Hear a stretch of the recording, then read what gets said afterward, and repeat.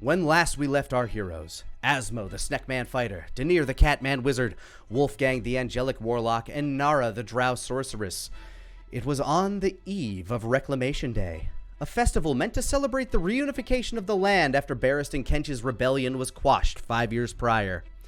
It also was to serve as a lure to bring a group of Kench loyalists known as the Hammers of God out of hiding. If all of this were not enough, our heroes had to play host to dignitaries from both Dragon's Rest to their south and the Midnight Kingdom to their north. With the revelation of an assassination attempt on Ramses Palto, the party had to scramble in a conference to best prepare to guard themselves from the sorceress boy named Leif, who seems to have an uncanny ability to read minds of those around him. After a series of absent-minded outbursts from Asmo, a frustrated Nara exited the meeting to clear her head. An apologetic Asmo followed, only to have their conversation interrupted by the prodding of Tango Muerte, Nara's death-linked weapon. The sickle led the pair into the seedy slums of Silver Rock, flowing with illicit substances and crime. They eventually found themselves beckoned to the home of a loathsome, abusive drunk, whose vile attitude led him to be dispatched by Nara, only for her to find a sickly, abused child left in the foul man's wake. The young girl, Deirdre, was fed and taken to Wolfgang's home to be properly bathed and housed, if only for a night. Now, as the sun rises on Reclamation Day, what will fortune have in store for our heroes?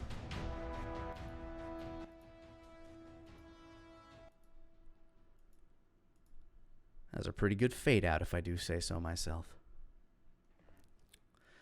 All right. Nara, as you awaken from your trance, I imagine you kind of stayed in that same chair where you were overlooking Deirdre all night? Yes. You see that the girl is still asleep upon your awakening. It's probably a few, you require less sleep than most people in general. So you're still probably an hour or so before the sun is going to rise. You hear some shifting in the house, as if somebody else is up at this point. She will wait and listen, because she knows if she gets up, it's going to be a whole thing with this kid. Go ahead and give me a perception check. Okay. 31. You hear the child breathing softly, peacefully. The sound you hear appears to mostly be coming from downstairs. The sound of... you can hear the sound of a stool being dragged across the floor, probably near the kitchen or pantry. And the sound of what appears to be water coming to a boil. Your ears are very tuned at 31. So yeah. You also hear Wolfgang snoring a few doors down.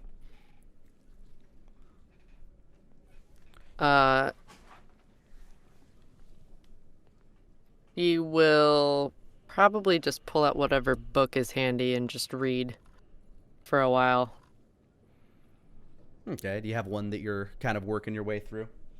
I had made my way through the Draconic book, didn't I? Or is that what I was working on? Do you currently have Draconic listed as one of your languages? I do not. Then you were probably still working your way through that. Let me go check my notes. Because I think I had just gotten it, and then I started working through it. Okay. If that's the case, then go ahead and give me a... I guess this would just be a general investigation check, since it's just plain old intelligence and reading a book. 4? Book You good. got a lot on your mind today, including the fact that for the first time in a very long time, actually I guess the first time since returning to this timeline, Mother Death has been communicative with you, and in such an odd way and direct way. There's this whole child that you're now looking over, and then there's the fact that today is a day that could be full of mishaps or very hard to say. Your mind is just swimming with a lot of thoughts. So you're having a hard 100% time. Nara's not really caring about the event thing because Okay. she's just waiting for the go-ahead to murder someone.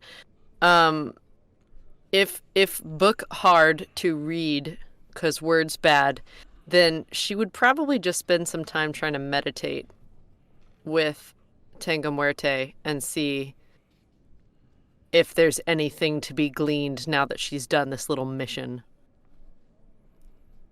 Okay. Go ahead and give me a just straight charisma check. 80. Indeed. 22. 22. That's pretty good. After you set down the book, you just kind of close your eyes and kind of take Tango Muerte and some shards of the broken Vorpal blade into your lap and just kind of sit and try to connect with them. You feel them kind of like shift in your lap as you ponder them. And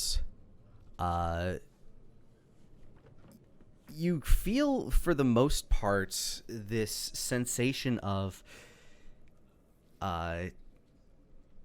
it's hard to call it like full-on gratitude, but there's some sort of like alleviation to the blade, as if something has the feeling that kind of crosses your mind is some combination of gratitude, relief, and some form of curiosity.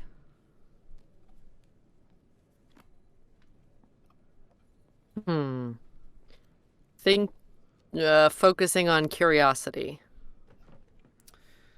Give me a charisma roll with advantage, since your last one was fairly high on that. 12. Okay. It's hard to gauge exactly what the curiosity is focusing on. There's this... the being you're trying to connect to is so vastly ancient and... in a certain, like, from a mortal's perspective, unknowable, that this cavalcade of swirling curiosity is kind of hard to pinpoint its exact direction, because it appears to be going in multiple directions at once, but it does not seem to be malicious. Okay. Or in any way antagonistic towards you. Okay. All right. You hear the stool kind of scoot again, and you start hearing a kind of a chopping sound coming from downstairs. And at this point, you probably meditated for about a half hour on this. Wolfgang, you kind of start to stir, and just your nerves in general begin to wake you up, as well as the smell of what appears to be percolating coffee. Yeah, he sort of shuffles out of bed. He rubs his eyes. He didn't sleep great last night. He had a lot on his mind. Indeed, you did not. But enough to get a full night's rest, so... by mechanical terms. I'll take it.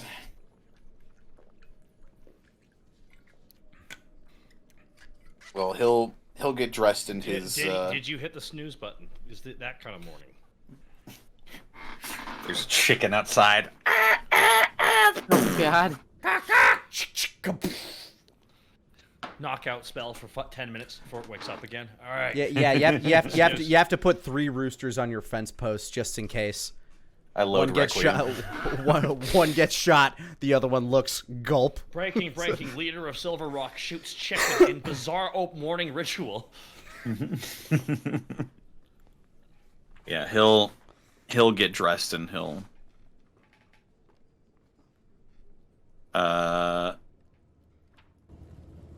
not being the most stealthy of people, he will shuffle over to his newest house guest's room and slowly peek in to see if anything has changed. As per usual, especially with the day that you're going to have, Jamat has laid out your finery, kind of at like the bed stool that's just at the foot of your bed. And he seems to have gone about with properly cleaning your hats, and everything seems to be well in place.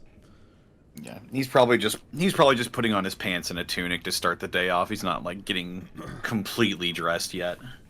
Yeah. Nara, Wolfgang, you crack open the door basically. Yeah, I crack open the door and I peek in. With the, what was it? Perception roll she had from earlier, I'm just going to pretend that she heard him coming down the hall. So when he cracks the door open, her eye is like there. Yeah, you crack open the door, and Nara's basically standing eye to eye with you as you peek in. He jumps a little bit, but he's like, Good morning. Good morning. It's great to... Oh. morning. How is she? Still asleep? You can see past. Is he able to see past you at all, or are you taking up the entire door frame? Oh, door frame. Gotcha.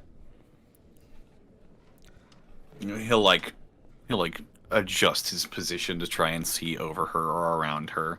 Immediately, like, head on a swivel, moves her head wherever his head goes. Like a stabilized chicken. Yes. I guess that... God, this is fucking weird. Perception versus... the fuck would counter this? Acrobatics? Lame. That's a bad one for me, but fine. It's alright. My perception isn't great either. Ooh, acrobatics is 17. 15. Yeah, like she's got her head on that chicken swivel. Just... He just gives up. Well, she wakes up. You and her are more than welcome to come downstairs and have breakfast. Tiny sparkles form in Nara's eyes. You can smell the now crackling bacon downstairs as well. She shuts the door. No further acknowledgement, just shuts it. Okay. And he'll walk downstairs. He'll go back into his room and at least put his boots on. He'll walk downstairs to go greet the day. On your way toward downstairs, you cross by Elliot's room, and you can kind of hear him start to kind of shuffle up and slowly start to get up as his sense of smell has kicked in, and the smell of bacon often rouses the young boy. Would I know if does he have school today, or is it off because of the holiday? It's a festival day, so pretty much everybody's, the entire town is celebrating. This is like nobody wants to be at work / at school. Aside from the vendors, of course. The vendors are going to be doing their damnedest to make as much money today as they can. Fair enough. I'll peek into his room. Morning, pup. Morning, Da. He's just kind of putting on his breechers right now and slowly sliding a tunic over his head. You excited for Reclamation Day? I am. I was wondering if I could maybe possibly get a few silver to spend for some of the games. Of course. I'll count you some out and you can go have the time of your life. Thanks, Da. And he runs up and he gives you a hug. I ruffle his hair a little bit. All right, go on downstairs. Your mom worked hard on breakfast for us. He gives you an Anakin yippee and goes on his way. Oh boy, how bad of a read was it? You know what? Your You line probably is yippee. like if Your line is yippee. if you were the director, you'd probably want to retake, but you let him go with it. Well, the director would have to be able to emote like joy. I don't know if that's possible. Anyway, the breakfast You just is sound happy. Anyway, the breakfast is real wizard, real bomb bad stuff. Ooh. Oh no. Oh, this is bad. Play that same Oh, song. morning, sir. Misa make you eggs and bacon. Oh God. Wait, the other Load Requiem. Oh, no! This is bomb pad. Excuse me. But yeah, God bless you. thank you. Jamat is currently setting the table. He doesn't know exactly what everybody wants to eat. He does know what's popular in this house. Eggs, bacon. Those are always popular. He's Coffee. also, coffee is there. And he has some fresh juices from various fruits. With the trade coming in, you were able to get some like citrus fruits in there, like oranges. And of course, you have yumberry juice, which is both nutritious and delicious. But sometimes you're just not feeling it.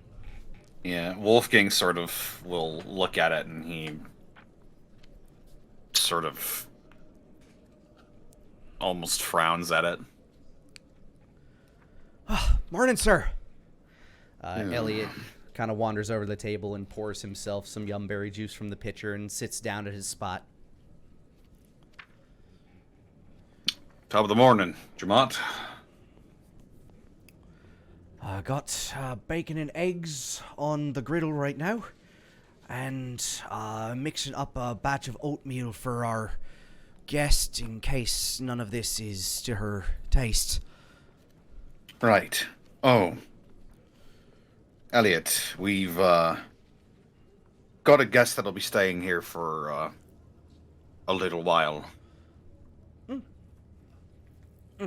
Okay.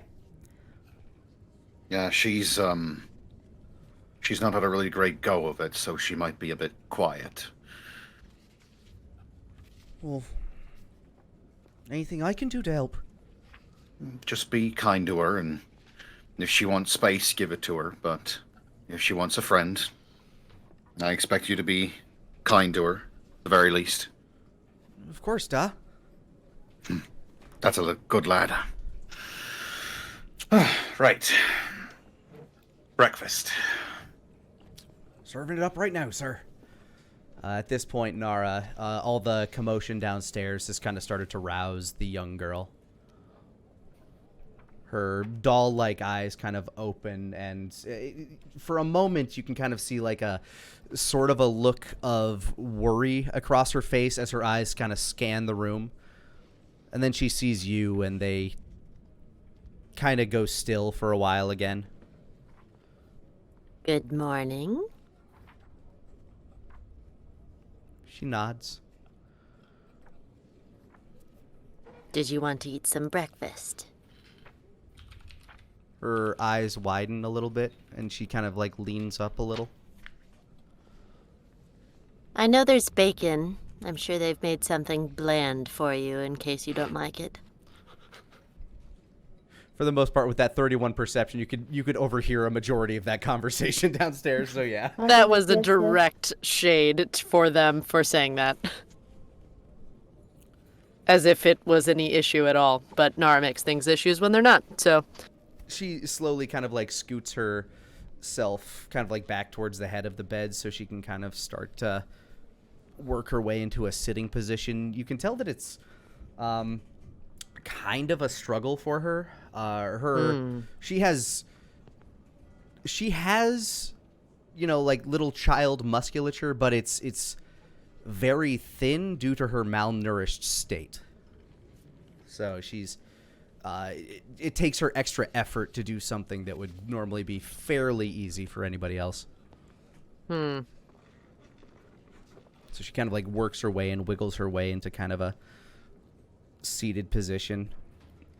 Her facial expression not changing a whole lot, but she continues to kind of scan the room, and her eyes will always check back in on you every second or so. Are you all right? She looks at herself and down and just kind of shyly nods. Now, the injuries, the bruises and stuff that she has, is that something a health potion would, like, wipe out, or? A lot of her current wounds look as though they are either deep tissue scars, a source of malnourishment, but the general, like, rat/bedbug bites that you kind of see on her flesh, yeah, that's something that a potion or a healing spell would probably cure. Okay. Nara's gonna give her one, then. She, as you approach her with this a vial of red liquid, she's curious. She trusts you, seemingly, but she's not sure what you're handing her as you hand her the vial. This makes all the things that hurt go away, and then you can have breakfast not hurting. She kind of, like, as you kind of, like, dangle it out for her, she kind of takes it in both hands. She seems to have a bit of trouble removing the cork from the top of it, but she gets it. A little bit of it kind of, like, spills out onto the sheets. And she looks up with these very sad eyes, like, I'm sorry. Nara's watching as if Okay, nothing has happened at all. I need to know the animation style of these eyes. Are we talking DreamWorks level of protagonist eyes? Like, a lot of white in the eye? She's like 80% eyes, basically, is Yeah. what, is Damn what it, this that's animation manipulative. style is. Yeah. Nara's pretty unmoved by stuff like that, so she just watches as if nothing had just happened at all. Like, she, like, as she, like, noticed that she, like, spilled a drop on these white sheets, she looks up in this very apologetic looks and then notices that you're just kind of looking back non-judgmentally. And she slowly starts to glance back down at the vial and she kind of sniffs at it. And then she takes a sip and this look of disgust kind of crosses her face because it's it's a medicinal potion and it's certainly not good tasting. Quote unquote cherry flavor. Yeah. Hey, that stuff well- is delicious. How dare you? Cherry cough syrup? Yeah? What's wrong I with prefer grape. Any cough syrup is terrible. What is wrong with you people? My I'm God! I'm one of those weirdos that if you give me medicine, I'd rather it just taste like medicine. I can No. get that, but also that's why the Buckley's marketing was so good for me. I'm like, yeah, they know what they're about. I love the grape. But it kind of like coats her tongue in that like bitter medicinal flavor. She kind of like winces at it and looks at you. I know it doesn't taste great, but drinking is the important part. Give me a persuasion with advantage.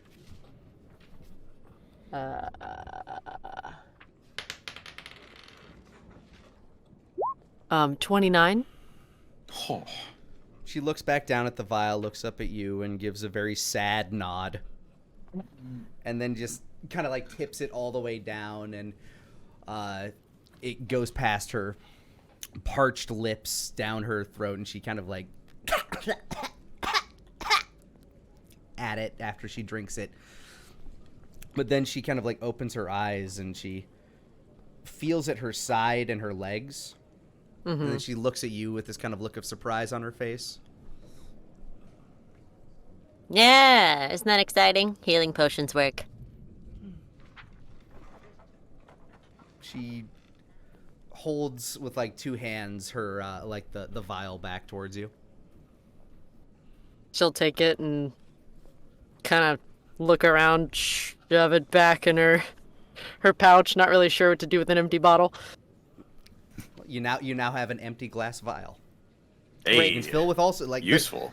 They are like I have Point found and click so many games, this uses is- for random vials. Excuse me. She now lacking in overall pain starts to scoot herself over to the edge of the bed and hops down and actually kind of like tests her weight on her legs now that they aren't aching. See? Good as new.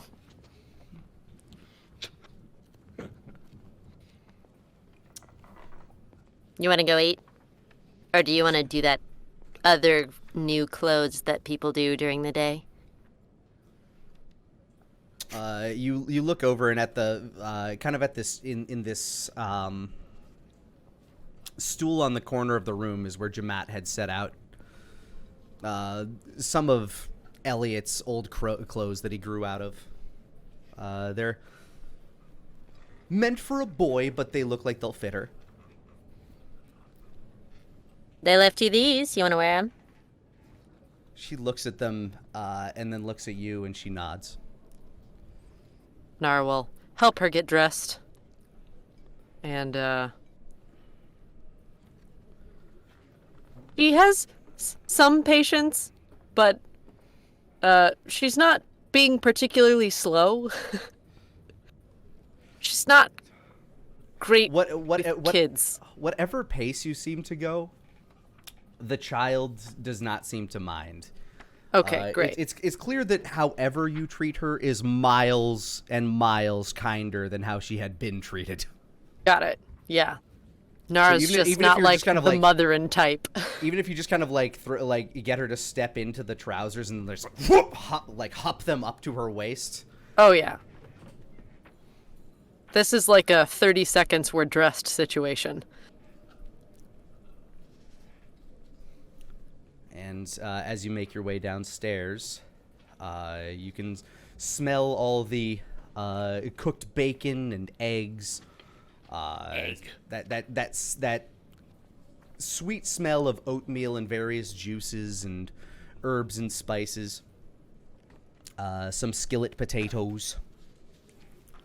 And as you make your way down the stairs, you see Wolfgang, Elliot, and Jamat, who's still kind of like serving things up and cooking in the kitchen. Oh, good morning there. And Elliot's eyes would turn towards you. Oh, hey. Morning. Morning.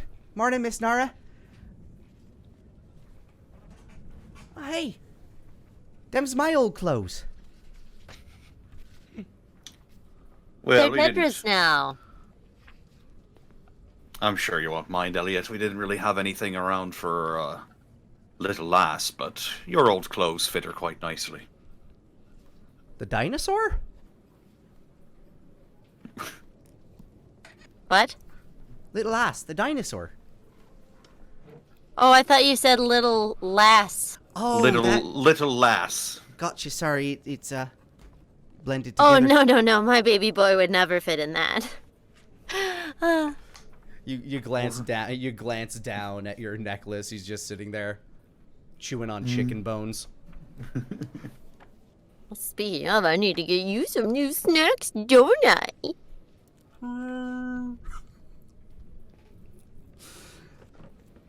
She looks down at Dedra.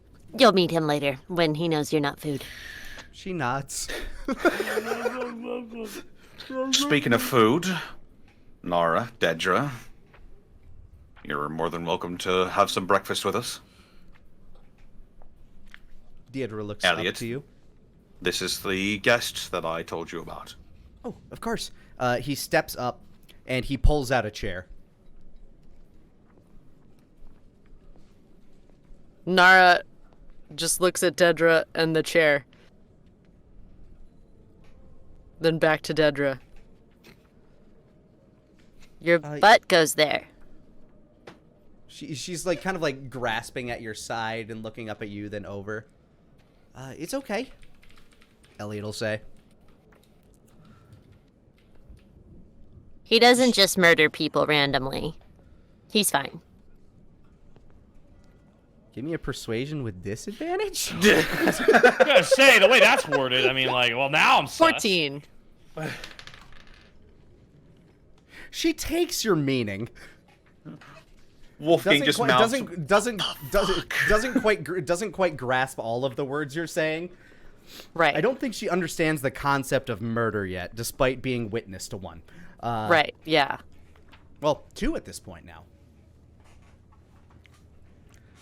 But it kind of takes your meaning that the space is safe, and she nods to the young boy and kind of like shuffles over and hops up onto the seat, and he helps scoot her in. There you go.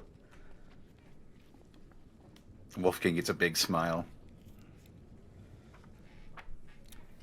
Elliot sits down. Hope the clothes are comfy. They fit me good. He looks at it like he kind of like starts to try to make small talk with her. So you excited for the festival? And like it just kind of like starts idly chatting as he munches on his eggs and bacon. Despite the fact that the girl is nonverbal.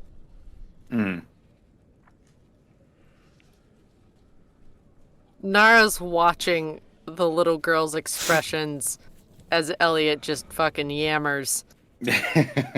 She appears to be studying him, like almost like her eyes just kind of like watch him talk, and then Jamat wanders over and places a varied selection of foods in front of her. There's some scrambled egg, a few slices of bacon, and a little dollop of oatmeal.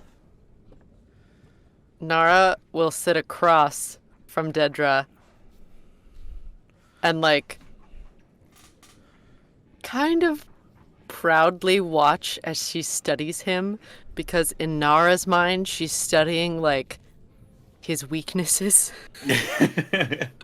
And she's like, proud mom, like, yeah, maybe you are a little apex predator. Maybe you, reconsidering that a human child might not just be, they might be okay. Go ahead and would you like to actually try to discern what she is studying? Yes. Insight. Nat 1. She is absolutely staring at his vitals and figuring out what ways to take him down. That's what I was really hoping was going to happen, so this is great. You can see when she's looking at him, she looked directly at the jugular. Yes, that is a good place to stick a knife if she needed to. Nara is motherly for murderous creatures, not human babies. So now that she thinks Dedra might be a tiny apex predator, there is hope yet. She reaches out and grabs a handful of oatmeal with her hand and just kind of like licking it out of her palm. Meanwhile, Ellie just kind of looks over. I guess that's one way to get it. Nara also grabs a fistful of oatmeal and eats it while staring at him, and then also shoves bacon in. That's how you used to do it. Elliot shrugs and grabs a fistful of oatmeal. Wolfgang takes off his gloves and grabs a fistful of oatmeal. Nara looks around like, good. I want everybody to roll me a sleight of hand. Oh my god. 19. Oat of hand. Yeah. Nara, you're able to do this without spilling a drop on yourself. Oh, I've done this for forever. It was teetering on the natural 20. Did you see that shit? 17. It's good enough. You're clean, Wolfgang. You're good enough to make sure that you're not going to like spill dollops of oatmeal all over your clothes. And for the most part, you're also only wearing your underkit. So, meanwhile, Elliot. Fucking ruthless nat 20 on Elliot. Holy shit. Of course he does. Of course he does. The manners. Whatever. He grabbed just enough to be able to kind of slurp it out of his hand just a bit. Dedra, you know what? I'll roll for her. She's not exactly being. Yeah, she's kind of like placking it around her face. It's not getting on her outfit too much, but it's she's definitely famished, and she is like going at this oatmeal. Nice. Good. Not correcting. We're not in a correcting place right now. Jamat returns with a pallet of potatoes and knows everybody eating oatmeal with their hands. Well, I'm glad it's good. We decided we'll get to the storyteller etiquette later. Duly noted. He says, setting down the skillet of potatoes on the table and taking his own seat to kind of serve himself up some. And for the most part, breakfast goes breakfastly. Everybody consumes delicious food. Good. Good. Meanwhile, Denier, what are you doing in preparation of the day?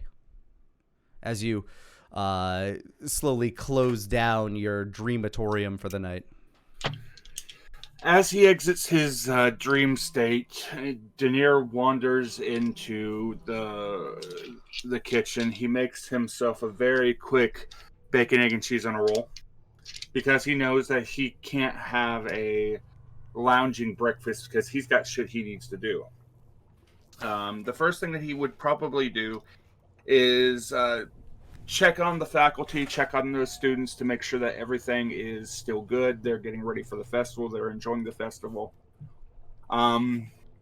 He'd probably check on the Dryad, make sure that she's not having any kind of distress from everything going on. If Fleetfoot is there, check in with him, given what they've been doing over the 5 years. And finally, meet up with the sorcerers. All right. So in order, breakfast, it was good. You know what you're doing when it comes to making yourself a quick magical McMuffin. Magic McMuffin. Okay. You check in with your staff. You have kind of like a quote-unquote skeleton crew around the school today. For the most part, the students are going to be out and enjoying the festival itself. There's still a few of them that stay in the dormitories that are rousing and kind of preparing themselves for their day. For the most part, the school is being patrolled by a few of the junior and senior staff, just to make sure everything is running properly and that nobody's getting where they shouldn't during the day. And of course, animated suits of armor that are doing their proper patrols and checking for hall passes. Good. How has Thermion been taking to the school, assisting as a teacher and occasionally like beginning to train himself to take over the school in my absence? He's been doing well. You actually find him in the library, like just kind of doing a catalog of what kind of books and stuff the school has.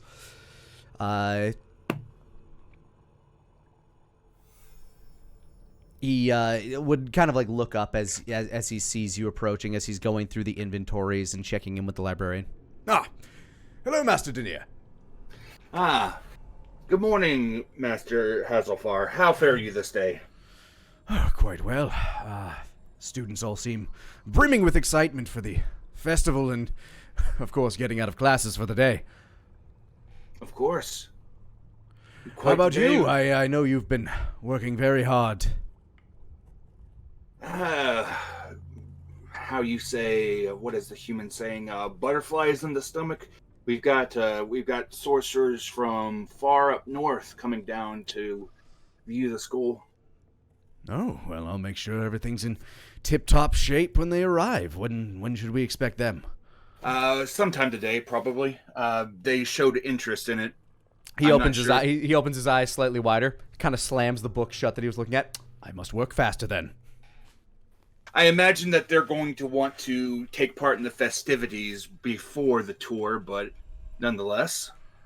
Of course, I heard there was going to be a fighting tournament as well. It'll be a very exciting day for everyone. Oh, yes. Quite an exciting day for everybody.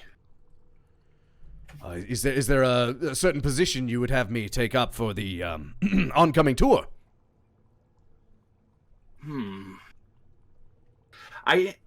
For the most part, I intend to lead them myself since I know the most about the school. But you're more than welcome to join us if you'd like. I'll do my best to stay out of your way, as you know much better what you are speaking of than I'm still familiarizing myself with my surroundings. But if there's anything I can do to make the day easier for you, sir, I will, of course, gladly do so. Are there any rooms in particular you would like gussied up or taken care of? I intend to one of the big rooms that I intend to show them is the the dream classroom where everybody is set up. Anything that has to do with the runes being able to help contain the surges. I imagine that you're going to be a very important part, given that you have a natural knack of being able to detect a surge oncoming around you. I have been known to do so, yes. I will make sure that all of the protective wards are thoroughly enhanced for the day. Wonderful. You know how they operate up there, and we want to make sure to show that our method of training the Arcanonade is just as effective. I'll make sure that any pranksters that have messed with any of these runes have been, thoroughly found by the time you get back. Wonderful. I highly doubt that there's any, but we may want to keep an eye out to see if there's any kind of, not plagiarism, graffiti on the walls, on the properties, the usual. We've been having some problems with that as of late. Yes, I hear some of the freshmen can be a bit sophomoric at... Well, I guess that's ironic. A little bit. From both inside the school, outside the school, so on and so forth. I will make sure everybody's on their best behavior for those that stick around for the day. Wonderful. I have the utmost confidence in you, my friend. Thank you kindly, sir. And he gives a little bit of a nod, and he continues on his way. All right. After checking in with the staff, you said you were going to kind of make your way down into the park? Correct. The park, to make sure that nothing's going on with the Dryad, and, of course, Fleetfoot, if he's currently hanging around. I know that he has popped up down there in the past. All right, as you make your way out onto the city streets, you can see everybody's starting to kind of like set up for the day. A lot of vendors are getting their booths prepped. In fact, on the way down through the city center, the main thoroughfare, you actually see Asmo as he, Urf, and a good cadre of his guards are currently getting the currently beveiled statue into place. As Denier stares at Asmo, he runs a single claw down his cheek. You know, Self, that boy has been working way too hard as of late. Maybe we need to help him lighten up just a little bit. And this slow, sinister smile appears on Denier's face as he quickly formulates an idea. But that will wait for another time as he continues on his way. Of course, if Asmo looks in his direction, he would give a wave. Asmo, you do see Denier as you're keeping your eye, like your head on a swivel here, and as the laborers are currently wheeling the statue into place to be set upon its final pedestal. Asmo is just looks behind him to see if Denier was waving at somebody else. And then Asmo points to himself, like, with a quizzical look on his face, like, Nod. and then Asmo goes, can make sound like, oh. But Asmo waves. They're kind of looking confused. Happy Just smile. Asmo slowly walks up. Yes, what? I was saying hello. Carry on. Asmo looks stressed. He walks back. As Asmo, Yes, hello, he says, walking back. as Asmo starts walking away, Denier reaches out, touches him between the shoulder blades, and casts Enlarge.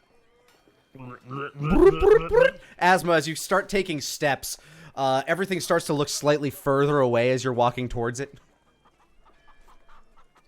What the? Denier! It'll help you move the statue faster. You are now, what, like 12 feet tall? Double size. Mm-hmm. Asmo gets down on his knee real quick and says to Denier, not for nothing, I appreciate it all the same, but I'm trying to be stealthier right now. It's gonna be kind of hard this big. It'll only last for about a minute, just long enough for you to be able to move that statue. Would you like to be invisible instead? Some days, I swear. Asmo turns and walks. If a snake could have bags under its eyes. Oh, God, if only. Asmo then goes over and You're now Turn 4 that feet. frown upside down, buddy. Come on. You're now 4 Asshole. feet. You're now 4 feet taller than Earth. Asmo just is walking backwards towards the statue, and Asmo go and just gives 2 thumbs up, okay? But kind of right by his head, but then pushes out his pointer fingers and pushes up his frown. And Asmo rolls his eyes and gives it an actual thumbs up. Thanks, Denier. And then Asmo is gonna move that thing, the big old statue. All right, give me. Asmo, hold on. Let me read out how he's gonna okay. lift this. He's gonna get a good grip on it. Make sure that his spine's straight. And he's gonna lift with his legs. Okay. Okay. The statue itself is about as tall as you are, so it's still definitely bigger than you. But with the group of people that you're working with and their wenches, like their winches and the wenches. The Excellent. wenches and pulleys. Go ahead and give me an athletics roll with advantage. I want to believe lifting with my legs got me the advantage, but that's okay. Yeah, you got very strong glutes. I'm joking. Very strong snake glutes. Yes, athletics with advantage. 19. All right, with your men, you're actually very easily able to kind of get this thing in place. You're able to kind of stabilize it as they're adjusting and pulling on the ropes to make sure that it lands properly in the groove that it needs to be set into. It's a very heavy statue. Urf is kind of like holding his hands over his head as he's like trying to maneuver it with you. But together with everybody, you're able to nestle this thing into place without any issue. And actually, Denir's spell helped quite a bit because this was going to be a very difficult check otherwise. And about a minute later, the spell fades. So as you're finally nestling it into its place and you're kind of like getting your fingers down to the groove, you shrink and slam! Down onto your fingers goes the rest of the weight of this thing. You actually don't hear the pitch of sound he makes. It's only really detectable by a certain avian species. So, Asmo just makes I will say, a one-piece jaw drop that hurt a lot face. Urf scrambles to go find a lever for you to help get your fingers out from under I'll it. tell you right now, when I was a kid, I got my fingers stuck in the car door. My mom locked the damn door. So I'm sitting there yelling. My mom's trying to find her keys. It was stressful. It's that pain. No! Quick, Earth, find the keys. Find the keys, Urf, find the keys. Urf. This one?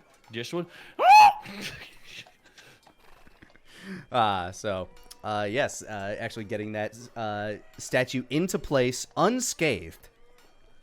Denir, you start to make your way to the park area, and as you're wandering down, you see the field, which has been kind of built into a small arena. A giant wooden face of Darrington Loxley with a big thumbs up stares out at you. The paint on the sign reads the Darrington Loxley Tournament of Champions, sponsored by the Adventurers Guild. Now that is quite the view. The arena itself is like it has ample seating for standing room people and a set of risers on each side of the bowl for paid attendees, and a nice VIP booth for any dignitaries that may want to join and sit by. As you wander by, you actually notice a fair few people signing up for the tournament. And one of the sorcerers is actually kind of standing nearby. The one known as Glintspear. The Abjurer. Yep, Corvin Glintspear is kind of standing by, just kind of staring at it. He'd slip up. Think about taking part? Possibly. I noticed that magic isn't allowed, which may make for a fairly decent handicap. I don't like going into competitions where I'm assured victory. They lack purpose. You don't learn nothing by absolutely stomping the competition. Exactly. I just wonder if it would be proper for a foreigner to win your tournament. I mean, as far the way that I see it, this entire festival is about cooperation of both the magical and the mundane. Why not make it a cooperational effort between the North and the South? You can see a sly grin kind of cross his face as you say that. Bring a little bit of glory to your Archmage. He gives a little bit of smile. I'm sure that Ramses would be quite happy to hear that. It's said that you were friends with the Archmage even before he was the Archmage. Is this true? It is. He and I built a school together down in Dragon's Rest. Then you're a friend of my people, and to that you have my respect. He gives a bit of a smile. While he and I may have different views whenever it comes to the training of the arcane innate, I still think that he has a lot of good in him. Certainly more good than the former. Though, I suppose I would say that if any side that would choose to burn me at the stake rather than let me live isn't exactly good. That's the thing about tyrants and monsters. They always get put down in the end.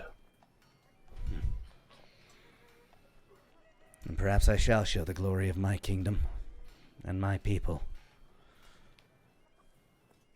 Thank you, Master Denier. And he gives you a courteous bow, like a very formal bow. And he starts to make his way over to the sign-in booth.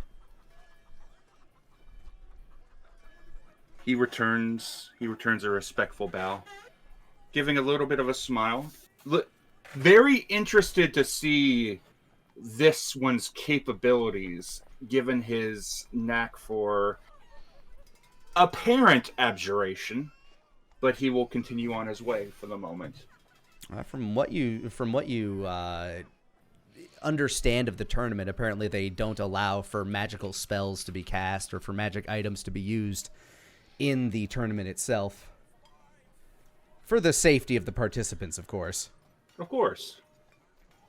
Because the last thing you need is some psychopath with a staff and a crystal just blasting a dignitary. Exactly, that would be the worst. I know, right? Absolute shame. Shame, damn shame. You continue to make your way past this field and towards the park itself. And sure enough, there are vendors set up along here. In fact, this whole area by the park appears to be where a good chunk of it's kind of split into two chunks around here. There appears to be kind of a midway where there are, various kind of festival games and shopkeepers who have opened up their shops with games attached to them. You actually see among them the Stone Knuckle Forge has set up a little booth for what appears to be an axe throwing booth. Mm-hmm. With a attachment, like with an attaché, where they also will sell some of their weaponry wares, and you can see Toby setting the place up.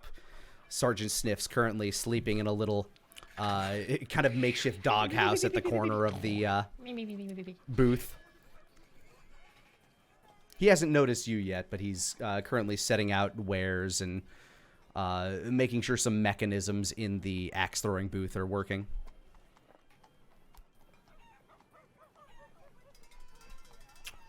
He And as go he ahead. won't attempt to interact with the shopkeepers or anything like that.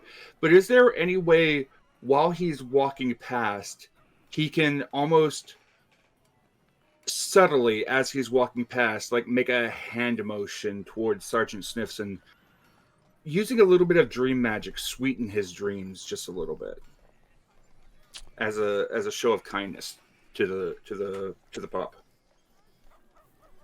I'll say just for flavor, go ahead and give me an arcane check. Okie doke. That's a 15. With that, you're not so much able to kind of like stop and give him the full on dream treatment, but you do give him a little like prestidigitation. You kind of swirl a little smell into his area, the smell of like delicious meats and stuff, and you can kind of see him like start to drool and his legs start to kick a little bit. He kind of like lazes down a little bit more. There's a slightest smirk, and he seems happy that to see everybody coming together and having fun and making preparations. So, it's like he hasn't been to a festival in a very, very long time. It has been quite some time since there's been something to properly celebrate. Indeed. And as you finally make it to the large tree in the center of the park itself, the dryad in question, no Daniel Peach is to be seen, no Fleetfoot, but she is currently sitting up on a mid-high branch, just looking down at everything that's happening. When she notices you, she phases into the tree and then walks out of its trunk. Hello, Master. Good morning. I wanted to stop by, see how you're doing, make sure that all the hullabaloo everywhere wasn't disturbing you too much. Well, the flowers have all been properly bethorned to make sure they stay safe. I'm trying to keep the bees in check, but they are defensive of their hives. As they should be. Glory to the hives. She seems to give she seems to mutter that to herself after you say it. Denier gives a little bit of a smile, remembering that this wasn't the first instance of beehives and friendly creatures, but he gives a nod. The balance between nature and civilization is difficult to hold, but I want to make sure that you're okay with everything going on. I'm a little nervous with... There are more people than I'm used to, and I'm used to a lot of people. Mm-hmm. It is a great time. It is a time of celebration. A rare instance in this day and age. But it's only for the day, right? As far as I'm aware, it is for the day, yes. They will be beginning to clear out and things will go back to normal very soon. She seems to breathe a preemptive sigh of relief. Just, okay. Kind of calming her nerves a bit. Although, this could be a very good opportunity to show those that are not used to it the bounty of nature and what nature can do for somebody. Maybe give somebody a bit of a greener thumb than they anticipated. What are you suggesting, sir? Nothing. A little bit of kindness. I understand that you're nervous. In this world, kindness to somebody that doesn't expect it can go a long way. Go ahead and give me a persuasion check. Okie doke.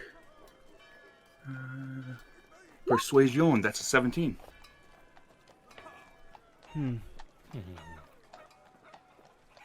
I think I understand.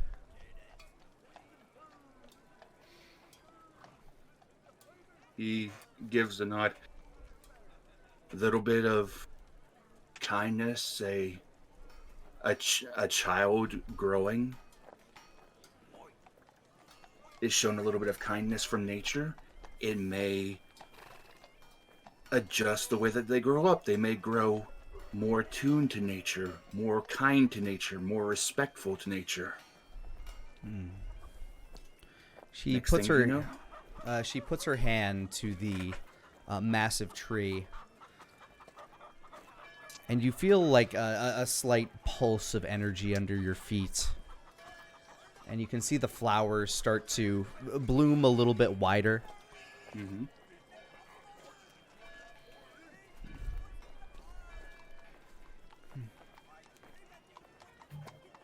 Wonderful. That's just part one. He leans against the tree just a little bit, and he takes in the beauty of everything around him.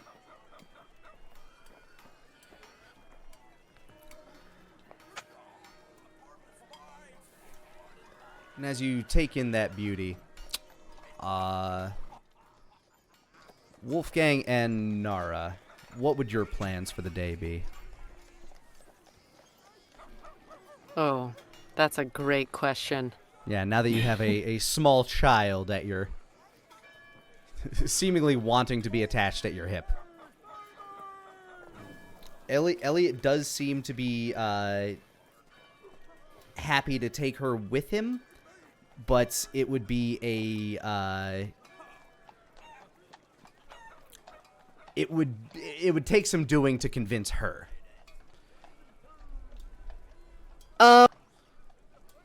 Before we set off,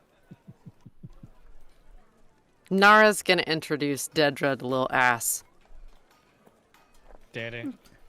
Okay, as you guys kind of like step out onto the streets, she's very much nervous with all like the kind of the energy that's buzzing around. You see people of various garb wandering around, some very colorful. I mean, you're still kind of in the noble district, so a lot of people wearing their very finest of finery, and she could not have come from a more opposite place in this city. Of course. She's very sense shocked by all of this as you step out into the streets. And you intend to unleash little ass? No. So what's gonna happen is Wolfgang is gonna step out the door. Nara's gonna tap him on the shoulder. And I assume he would turn around. Yeah. She's gonna go, Hand.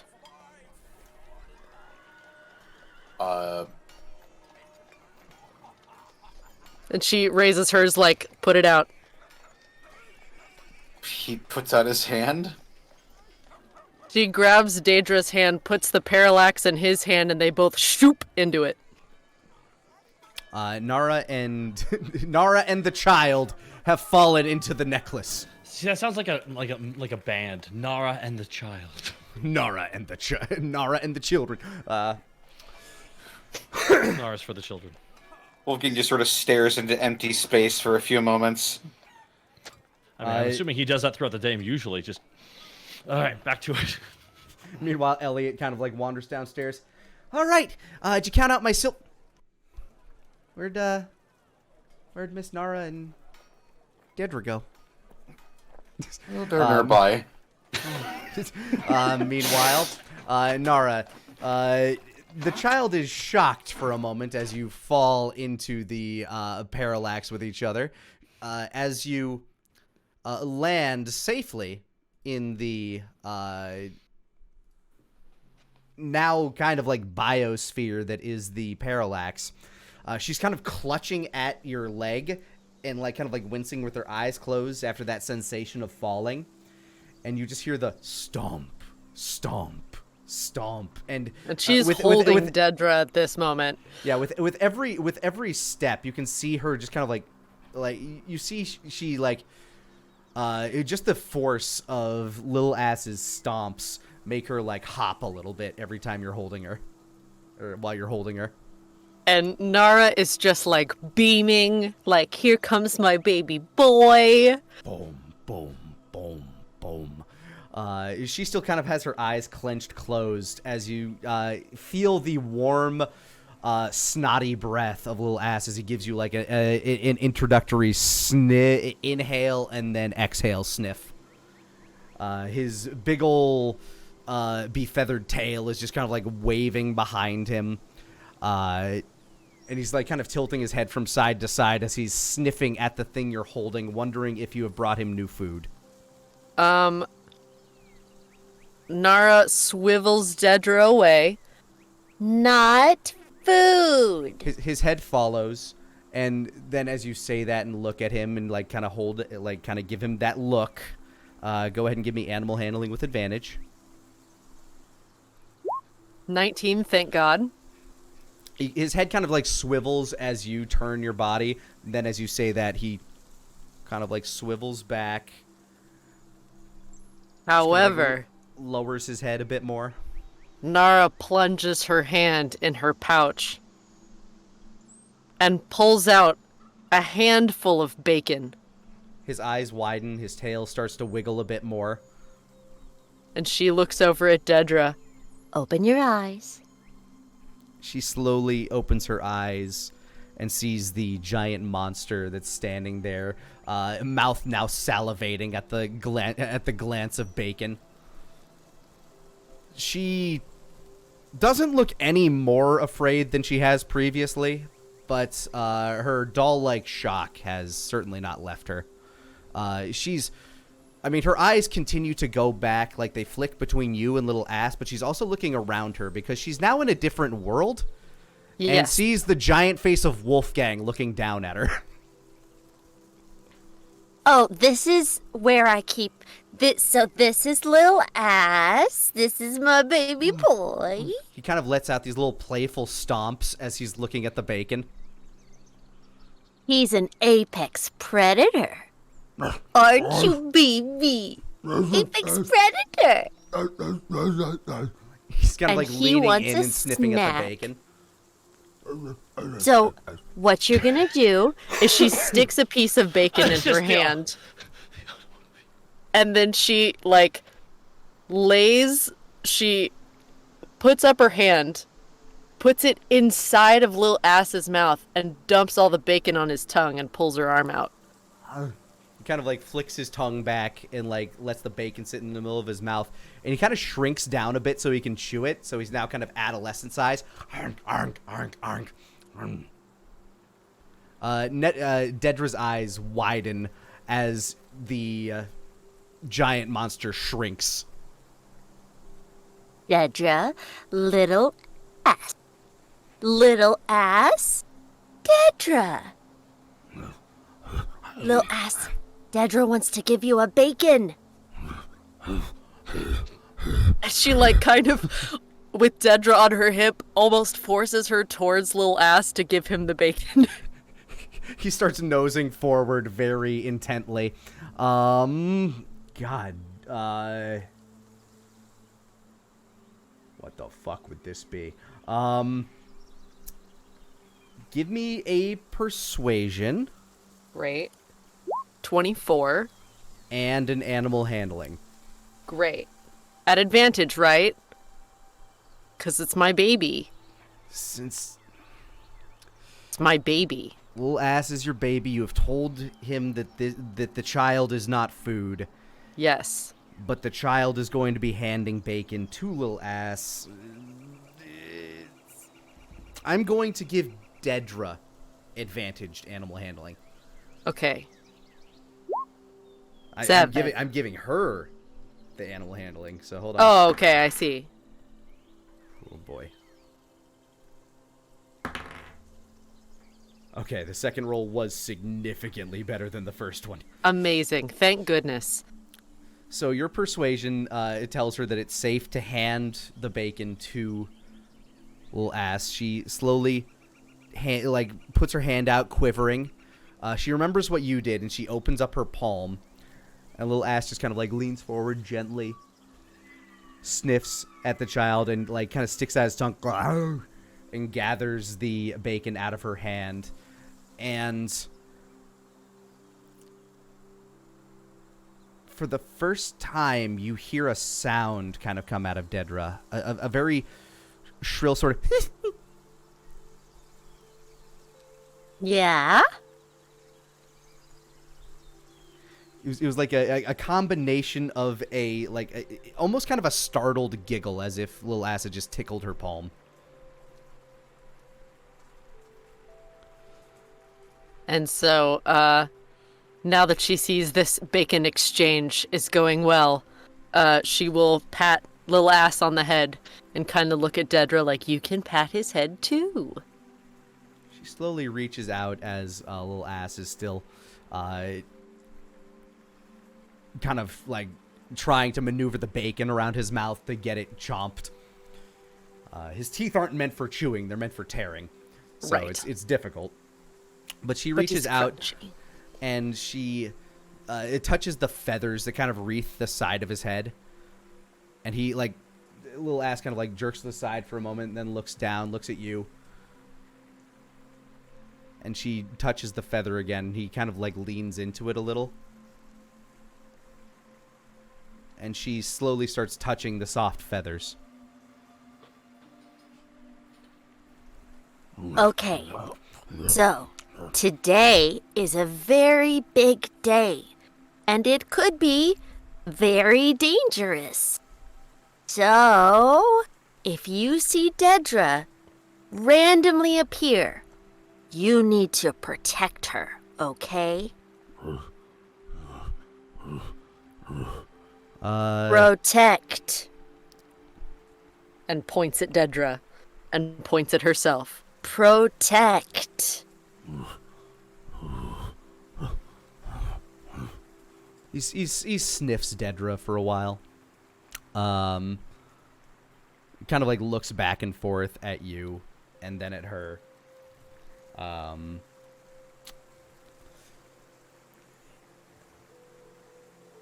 I guess this would be either persuasion with disadvantage or animal handling natural, since this is a kind of a more complex thing that you're trying to teach it out of nowhere. Let's try persuasion. 13.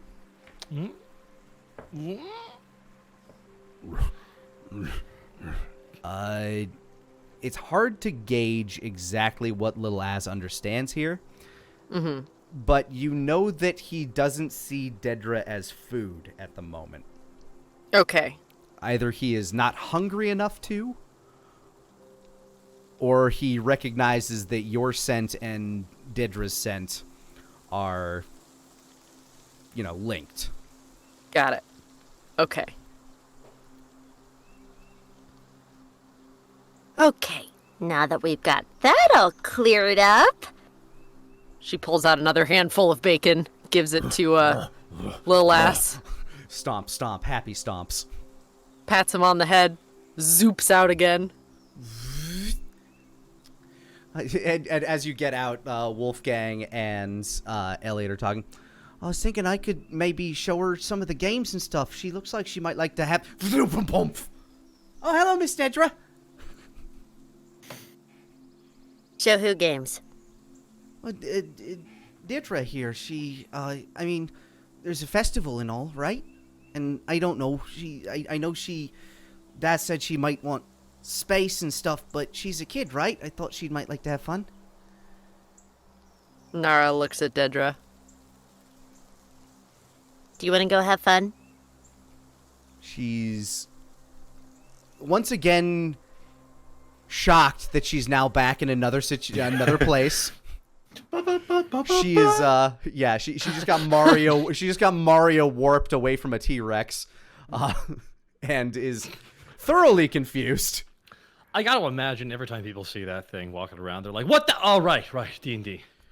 Yeah, she is. She is very much out of her element. So she's not really comprehending all the things that are being said right now and is currently trying to grasp reality. Yeah, that makes sense. So Dedra, there is a big party today, and there's gonna be lots of fun games. And Elliot here is gonna go and play a lot of them. Did you want to go and play games on a unlimited budget? She looks at Wolfgang for the rest of the day. Elliot's now looking very expectantly at you too.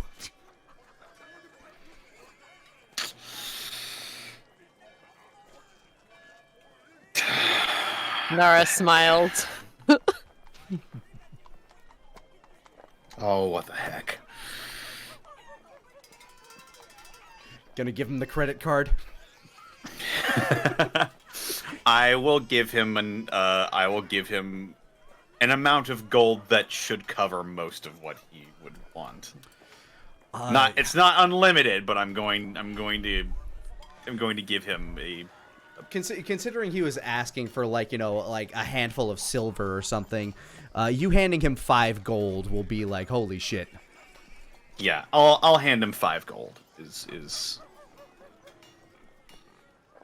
Oh. Nara does a secret, silent side handshake with Elliot, like, you owe me. Now, don't spend it all. I won't, or at least I'll spend it wisely. He smiles. 5 coppers. five coppers. That's all you need. Very well. Well, he kind of holds out his hand to Dedra. Want to go play? She looks at him, looks at you, Nara. He's safe, and he can keep you safe if anything happens. I may not look it, but I'm real strong. He kind of flexes his arm. It still looks like kind of a noodle, but I mean he's a 6-year-old. He's like a 6 or 7-year-old boy. So, I'll be flying around. So, if anything goes terribly wrong, I can find you like a heat-seeking missile. The hell is that? I dreamt about that the other night, and it seemed really real. So you know the magic kind. yeah, A magic missile. Gotcha. but this They- one had they like a see heat. shell, and it could find. It was really weird. Anyway, Give me persuasion with advantage. She sees this boy as friendly, but she's hesitant to leave you. So let's see. 28. She nods and slowly lets go of your leg. And she takes Elliot by the hand. All right, we're gonna go play games. Hey, if you're running into any trouble, Look for this, and I'll hold up the badge with the Kylum Diaboli symbol on it. I know, Dad. I know. he was saying it for All right. Dedra. have fun. Don't die. I won't. And you see them kind of like wander off down the street. They actually wander past a couple of the sorcerers who are currently making their way out of their domicile. And at this point, Daenerys, you'd probably be wandering towards this area as well.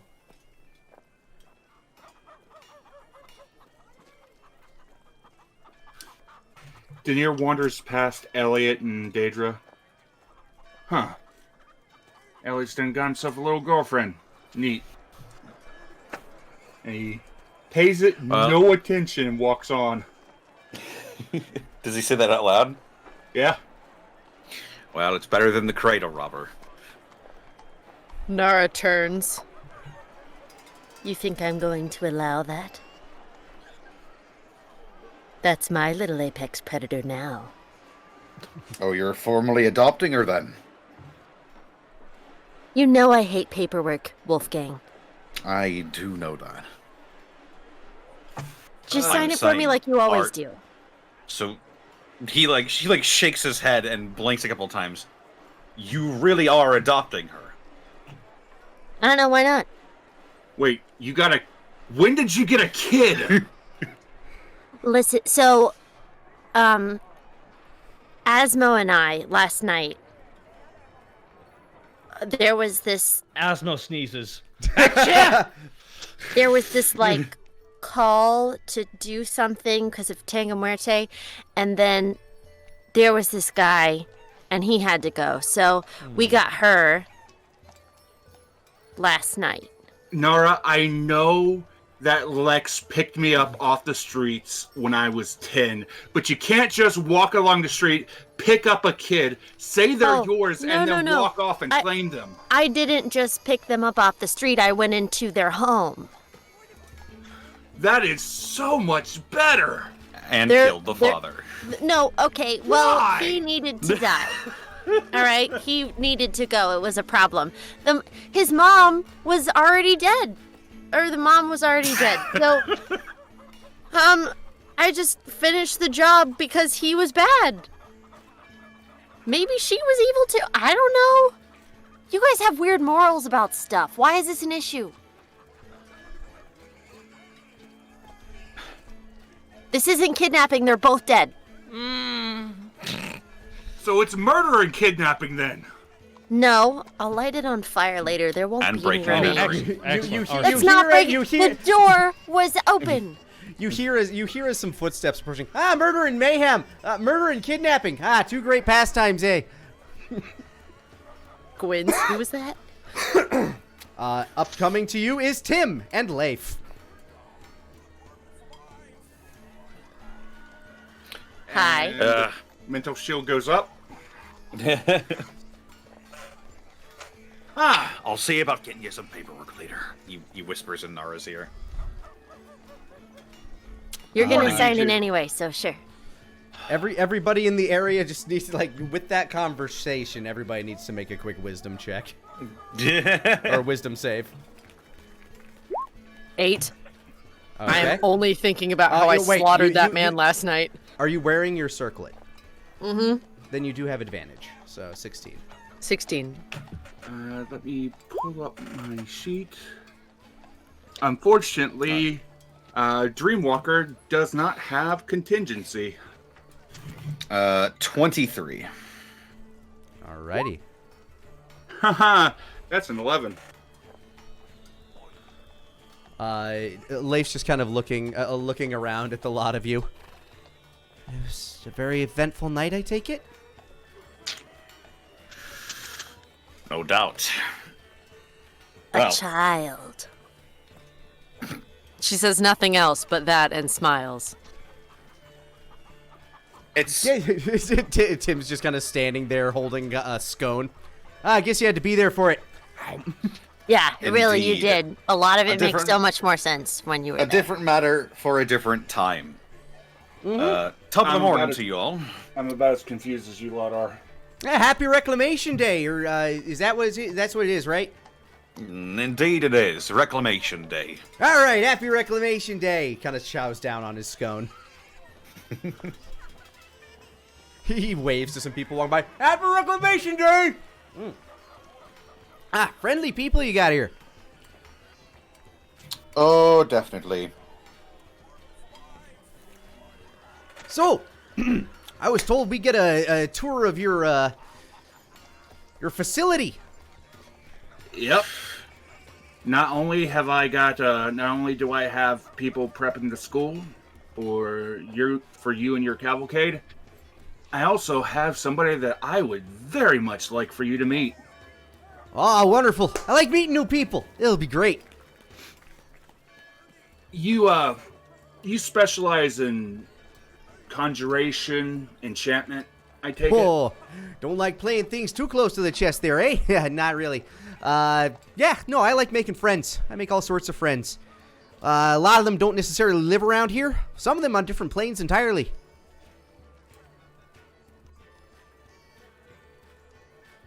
Mood kindred. I snap my fingers and I summon Hackless. You see him as you summon him, he kind of looks like he was about to set something down on a shelf, and he just drops an orb, and it shatters on the ground. Whoa! Whoa! Where am I? He picks up the orb and he begins mending it. Tim, this is my associate, Hackless. Oh, hey there, nice to meet you. Hi. I was setting up my booth, and now I'm here.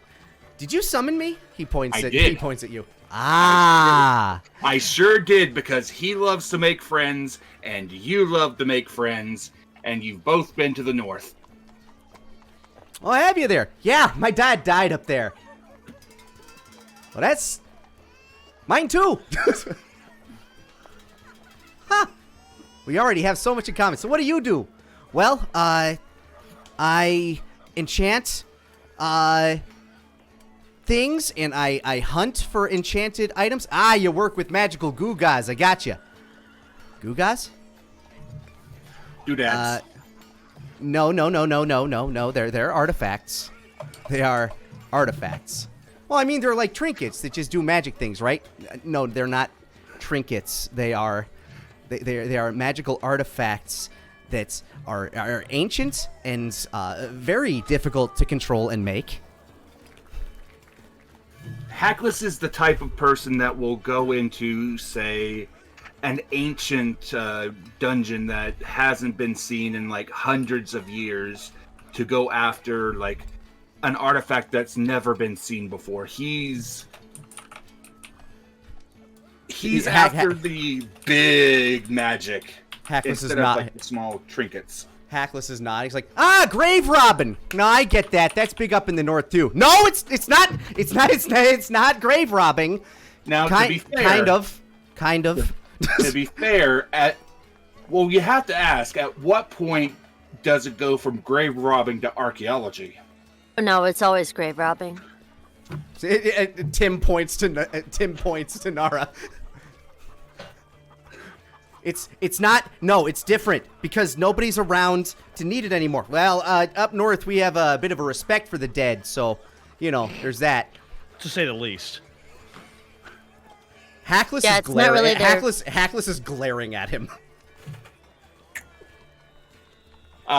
So I'm going to go ahead and mend the orb that Is there any way to mend anything? Well, yes, I have a spell called mending.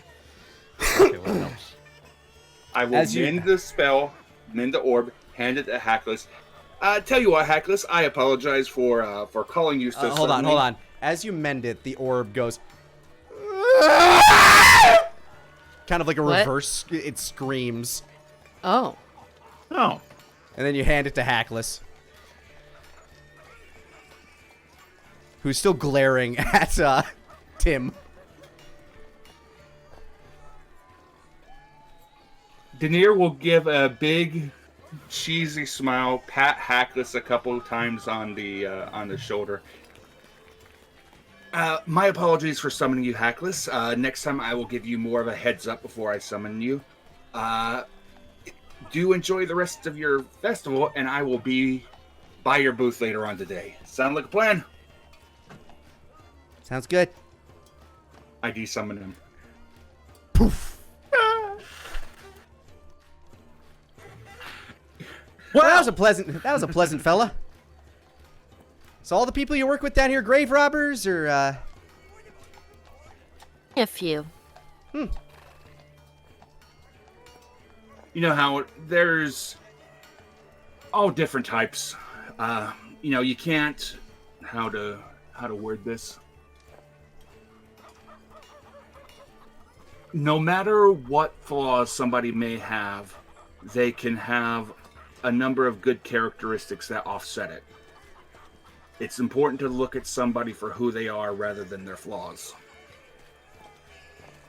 Yeah, true enough. So, how about that school of yours?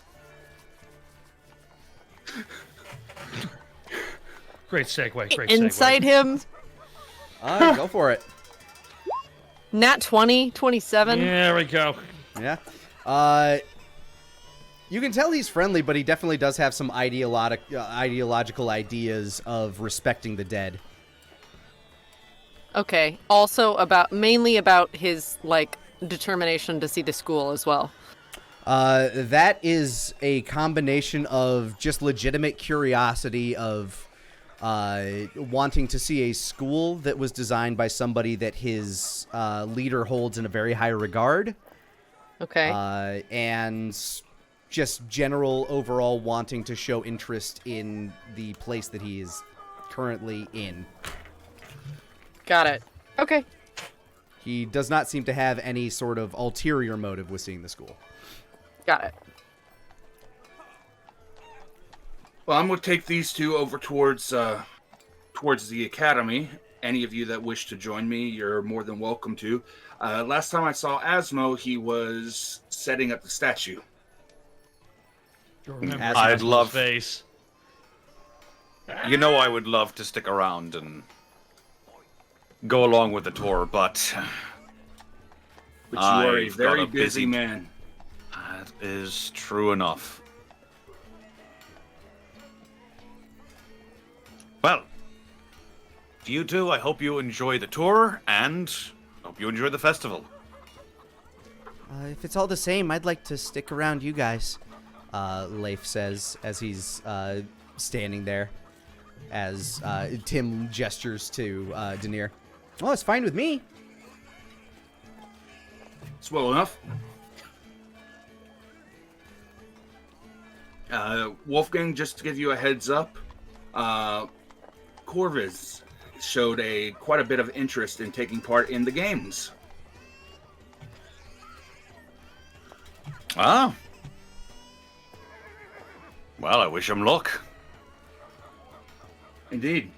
He showed some apprehension, but I managed to talk him into taking part, magical cooperation between the North and South and all that. Of course.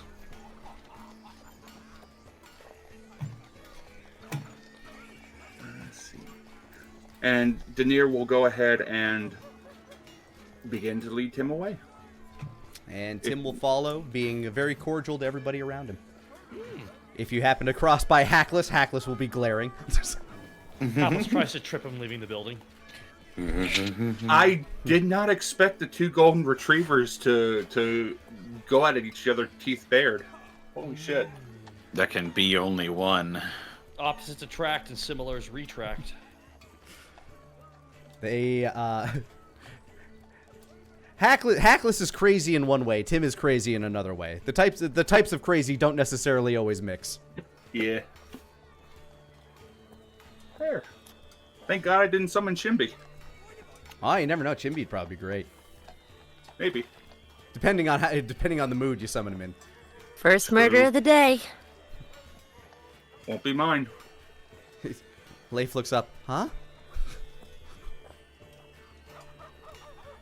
But there's like a murder every day somewhere. Guess that's true, but it's an odd thing to say. She's an I odd have a person. I have a weird history. She like kind of fans her hand in the air, like it's nothing.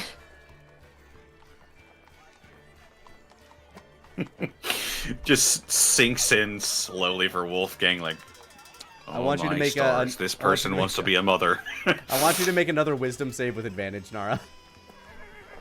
After mentioning you have a 22. history. Okay. So, what sort of festivities are set up here? And you can see by this point, people are starting to kind of crowd the streets. The vendors have now opened. Asmo has gotten his fingers out of the statue. They're comically large. They each have their own individual cartoonish bandage mummy wrap. Exactly. That's what happens when your fingers are injured. You gotta have cartoonish bandages for your hot dog fingies. Yep. But you have like street performers around. But go ahead and give me a perception check, the both of you. Oh, okay. 23. 17. All right. You as you wander around, You do notice that as you're kind of like wandering around viewing the sights, you see Elliot and a bunch of his friends and little Dedra just kind of standing very shyly off to the back of the pack as they're playing some games. A few of them are munching on some sweets and treats that Elliot bought for them. They're currently playing through. They're currently playing what looks to be a kind of a ring toss game around like the Midway thoroughfare. You actually see Harish talking to Toby Smith, who is working the axe throw game and the stone knuckle armorer's booth. And Harish appears to be like kind of like tossing one of these little tomahawks up and down. Leif seems very interested and starts wandering over that way. But the one thing that is odd to you, Nara, is not necessarily like what's there, but what isn't there. You have seen hide nor hair of the Wandering Weasel. Her eyes kind of shift around a little bit. Wolfgang. Where's the weasel? He sort of like tilts his head and looks over the horizon, scans around. Huh. Thinking on it, you haven't seen a single fluttering one of his flyers around for this, and he always tends to show up at places of great social gathering or places of great historical change. The key for that right now. I does have a the key. Okay. Yeah. Or wait, no. Did I get my key back from Wait, Miguel? did I take the key? You bought a key, didn't you? Let me look. One of I you, do! I have a key to the Bags of- Wandering Weasel. One of you got the key back from Miguel. Another one got a second key. I think I got Yeah, the so second we've got- key. So we've got 2 keys for the Wandering Weasel right now. Yep. The eyes are open, so the bar is open somewhere. You want to just go check? Yeah, I'll do that. Don't do anything I wouldn't do. She runs off. Currently, Wolfgang Leif is wandering towards Harish.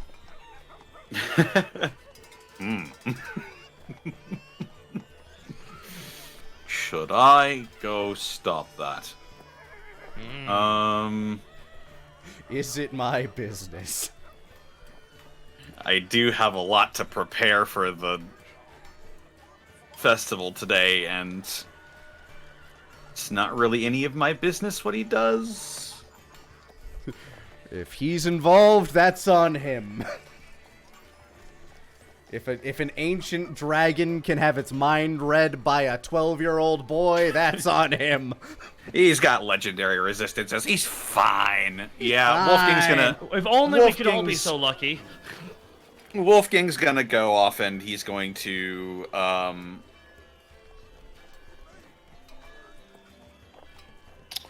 Yeah, he's gonna. Yeah. I miss my wife. Oh my, wow.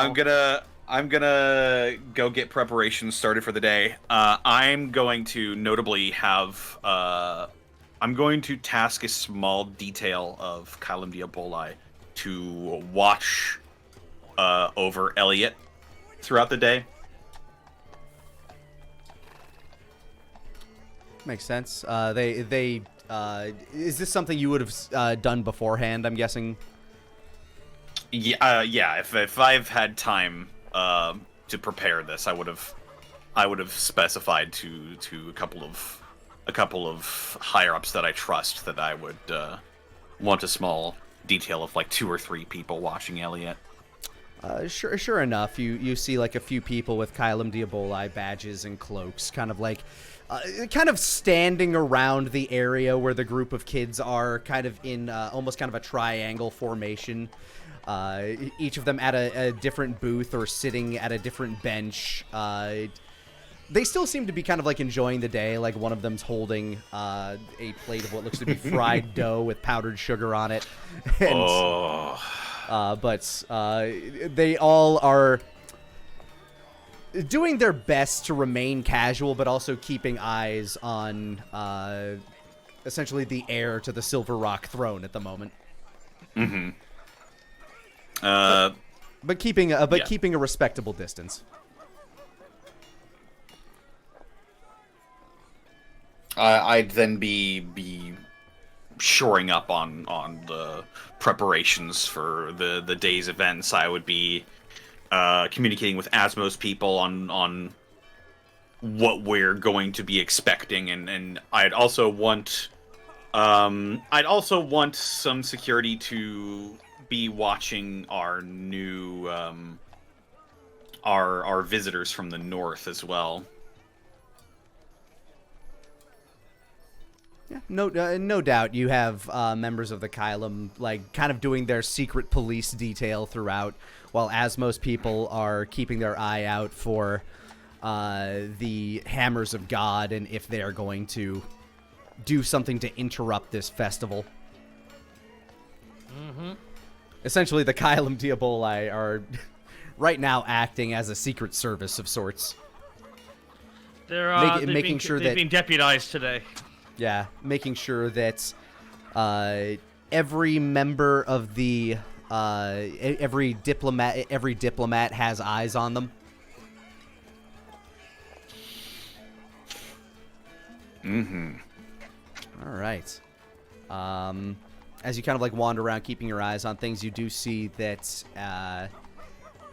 Timry has set up his booth, and there is a large crowd of people gathered around as he has his kind of scale model of Epcot kind of thing where he's showing off the fantastic Arcana Rail.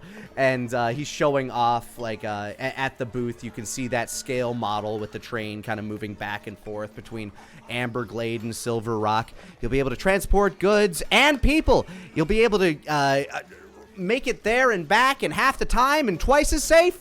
And et cetera, et cetera. He's like giving off this huge sales pitch to what appears to be the aristocra of Silver Rock in order to try to both garner individual funding and to make sure that whenever the city council gathers, it is properly funded without any clapback from anyone.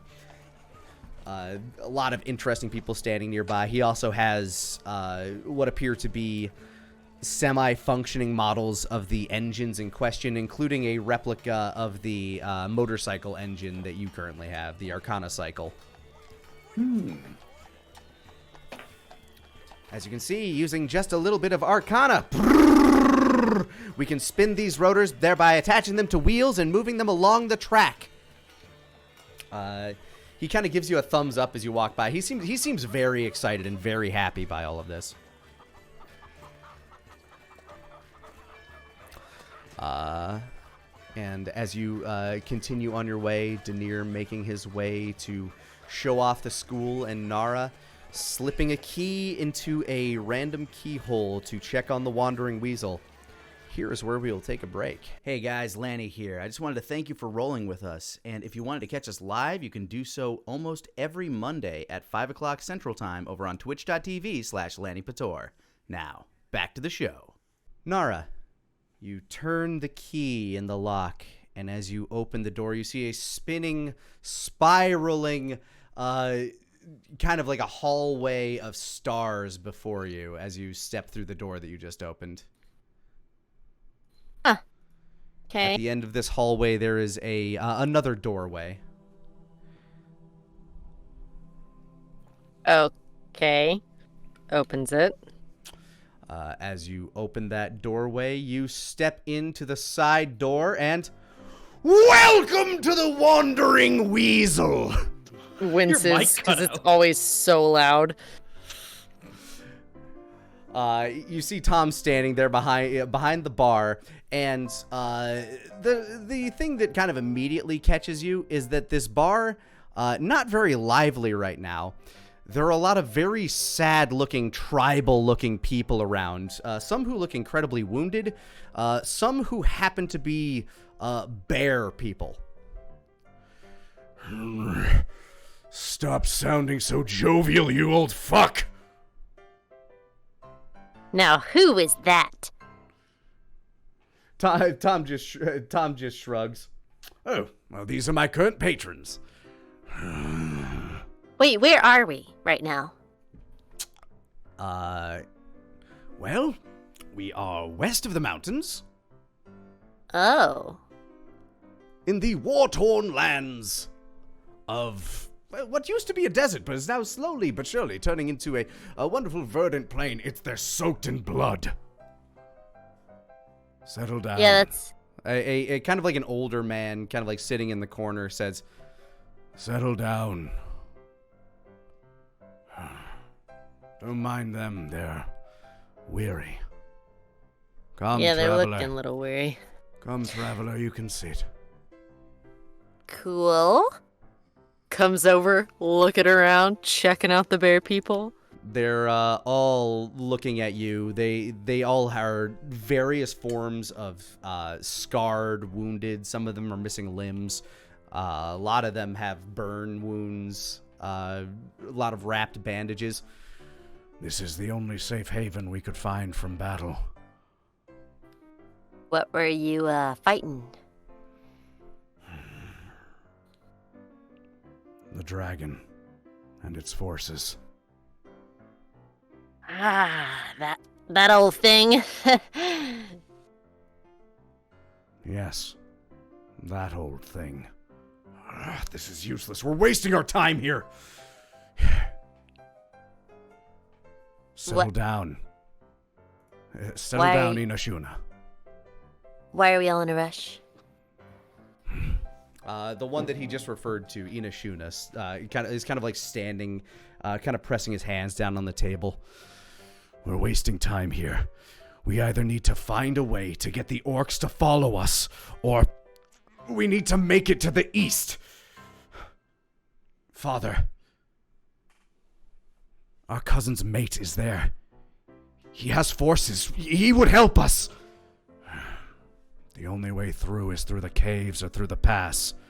The pass is the dragon's territory, and the caves are flooded with the spiders. Now, when you say the east, Past the mountains. like where? We've heard tell that an ally of ours has taken lordship of a city far to the east. Now, when you say an ally, do you mean Wolfgang? He was... You know of my niece's mate. Nara stops. Your niece's mate? Yes, Wolfgang Connolly. I am Ina Kawe. This is my son Inashuna. He saved us in the past from the old god of war, Vander. A few people kind of like spit around. Say what you will about that old bastard, at least he wouldn't have taken this dragon slight standing down. He would have fought back, unlike the coward that currently sits the seat. Wait, who's the coward one? They refer to the Dogad. Ah, yeah. He doesn't pay a lot of attention, I know. Oh, he's aware of our plight. He just can't be bothered. Yeah. So... Listen, how badly do you need to talk to Wolfgang, like, today?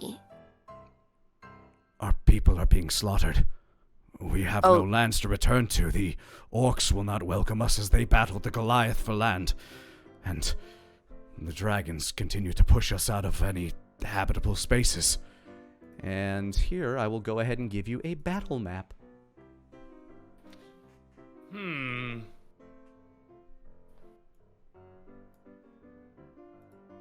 Wow. Okay. It's a battle? Oh boy. Okay.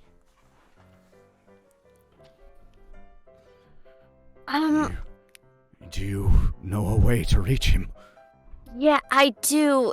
Today's just so rough. You hear kind of like a slam on the table nearby. Rough. Today is rough. Well, I'm sorry. Genocide is inconvenient. And you see this person as they slowly start to wolf out a bit.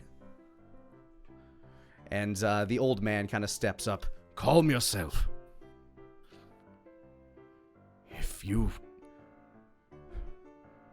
If you have a chance meeting with him, let him know Inakawe greatly needs his help. All of our people do.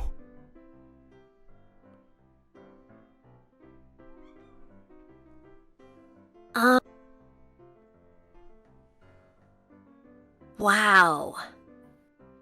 Can I get anyone anything to drink? Tom yells. Shut up! Okay. Wait, Tom, why aren't they... The bath? The bath you have?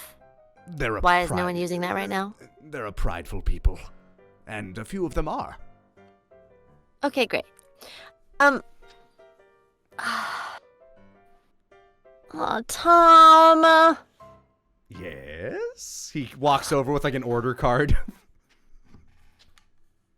I need to replenish little ass's stuff. His food stuff. Do you have a big bag of chickens again? I could. Should I put it on the tab? Yeah. All right. He goes and like kind of writes it down. It kind of sets down the tab on the back counter and just kind of like hits a bell, bing, and it kind of whisks itself away.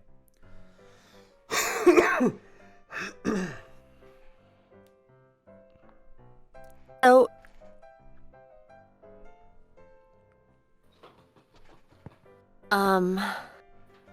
Wow. How do you know my niece's mate? Kind of, one of the people in charge where he is now doing stuff. How did you get here? Did you make it through the caves with the spiders? Or did you make it through the pass? No, I have a key to the door, so I can just kind of come and go whenever I want. A bunch of eyes start to glance towards Tom. Anyone want a refill? That doorway will lead to your lands right now. You can take us. Now listen. She puts up a finger. You, points at the old guy. You can come with me right now. I will not abandon my people. Yeah, you're not abandoning anyone. All right. We're going to have a talk with Wolfgang to see what we can send back through. One of the bears stands up. You have a way out of this hellhole. You will not keep it from us. Ouch, bad review of the bar. Yeah, a bit. Like, really don't want to get into a fight right now. I'd rather you didn't, but I have no security to stop it. Nara is not far away from the door. You've wandered over to the corner where Inakawe was sitting, right? Yeah. Yeah, she did. So you're a bit of a ways away from the door. Okay. And this bear is currently standing about, 2 heads taller than you, kind of, leaning down in a bit of a threatening stance, though. You have no doubt that he would not be particular threat to you, but the entire room full of them, if they were to jump on this, might.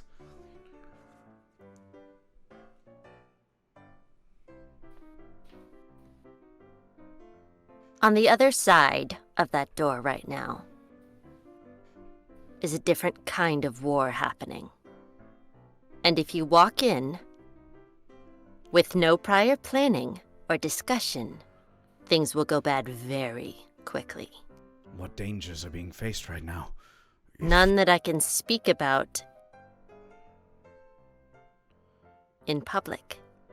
Inakawe kind of tilts his head slightly. Meanwhile, a few other people have wandered over to that door and are currently trying to, like, wrench it open, because that door just appeared as you walked through it. None of them seem to be able to turn the handle on it, and Tom's just kind of cleaning a glass right now.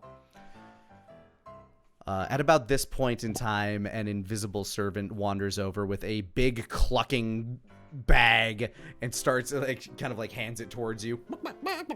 Nara takes it and immediately shoops it into the parallax.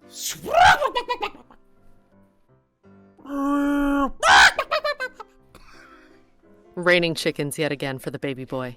Yep, he's dancing in the raining feathered fowl. I have no idea how weird that looks to the bears. They just see the bag apparate into nothing. I guess disapparate. What was that? Lunchtime. She says with a really deadpan face.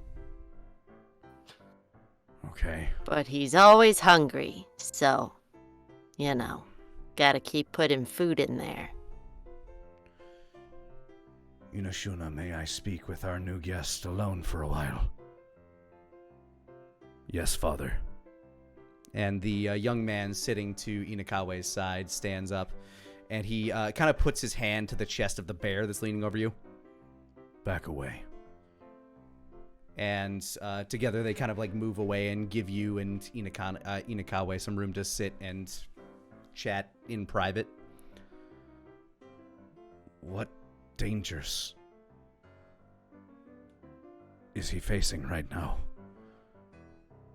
I don't wish to add to his burden, but our toll has been great. Do you know what's been happening in the east at all? Or the north, for that matter?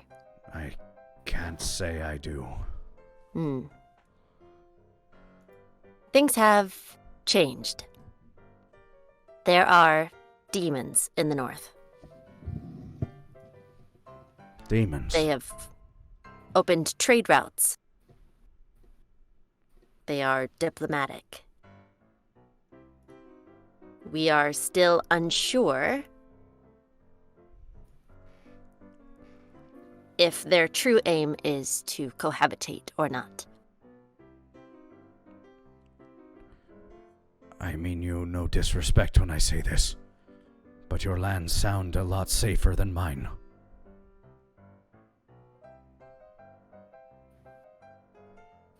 You know that mountain far off, past Silver Rock?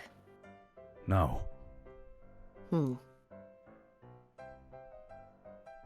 There is a crater there now. Was it caused by these demons? Their leader.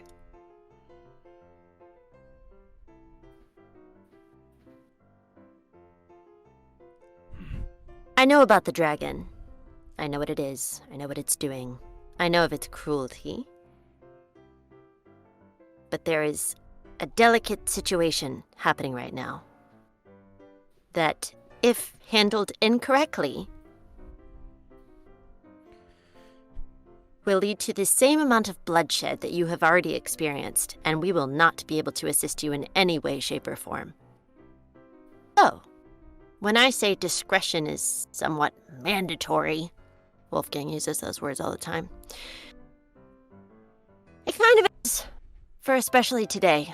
There's some celebration thing happening, and if it goes bad, it's gonna go real bad.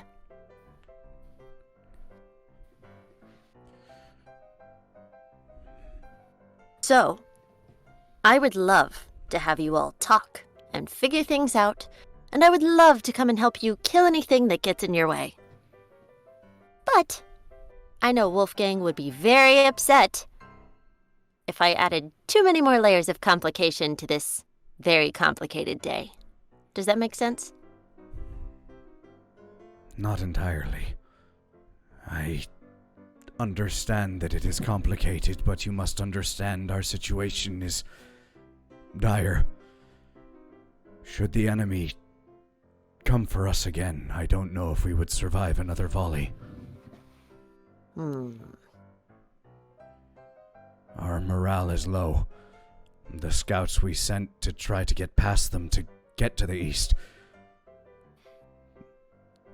Did any of them reach their destination? I don't think we've seen anyone. A hollow sadness crosses his face. I see.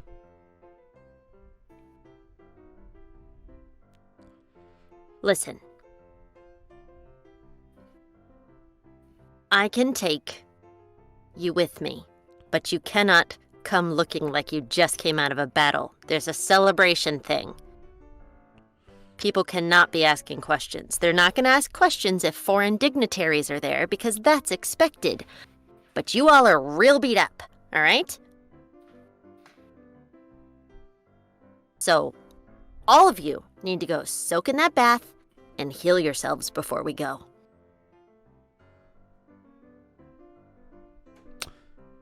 Tom actually has kind of a stone-faced look on him at the moment as Inakawe stands up. Very well. I will go tidy up.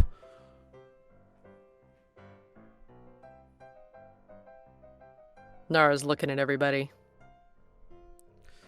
They're all staring at you as Inakawe walks up and starts telling them that they need to go get tidied up, and they all start filing back. Meanwhile, Tom continues to stand stone-faced. Tom, why are you not telling me? That's only the people that walk through that door can go back through it. Oh my god. So that conversation happened right in front of you, eh, Tom? Okay. Why didn't you tell me that? I never came up before now. Fuck.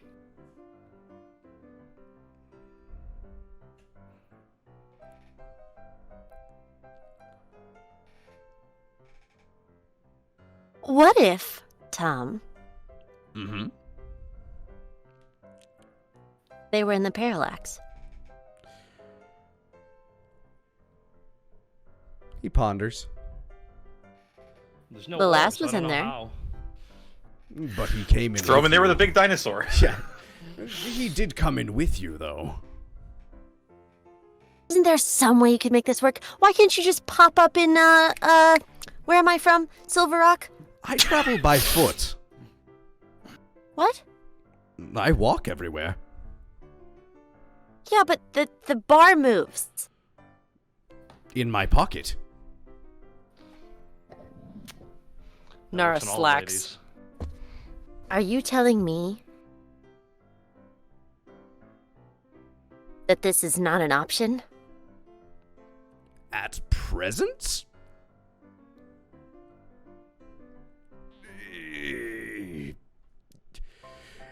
Look, if you're looking to avoid an awkward conversation, I'd leave before they get back. Oh, no. She runs up the stairs. Okie dokie. He goes back to wiping down the bar. And before Inakawe gets into the bath, she will be like, Then hang on. Yes? I need to try something right now. Come with me.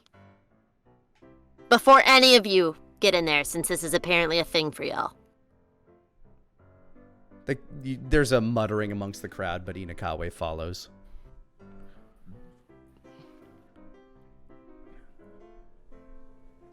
she puts the parallax on the counter.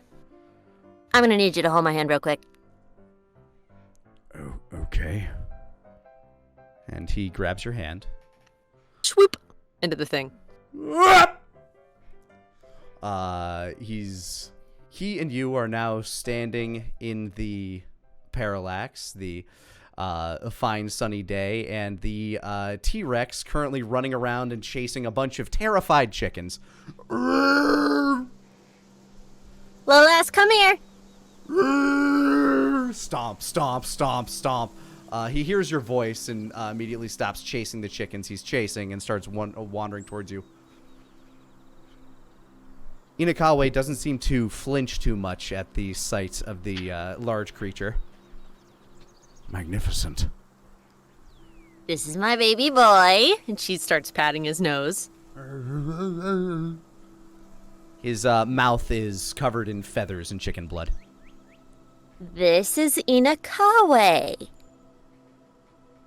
I need him to be in here for a little bit, okay? So do not eat him. Inakawe, he glows for a moment, and then you hear him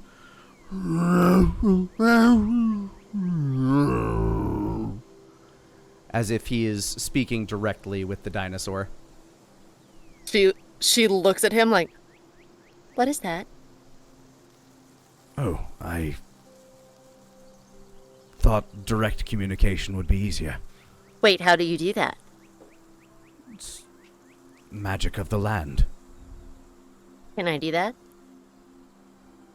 I'm unsure about your abilities. But with enough training, certainly. Okay, great. We're talking about this later. Stay here. Okay. I'll be right back. Swoops out.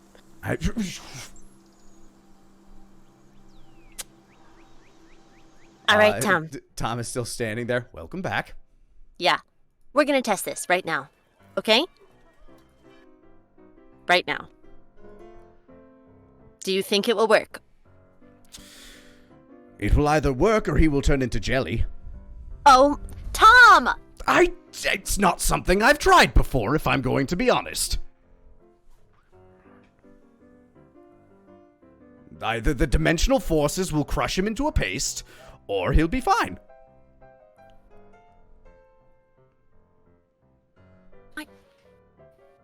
And she'll hop back in the parallax.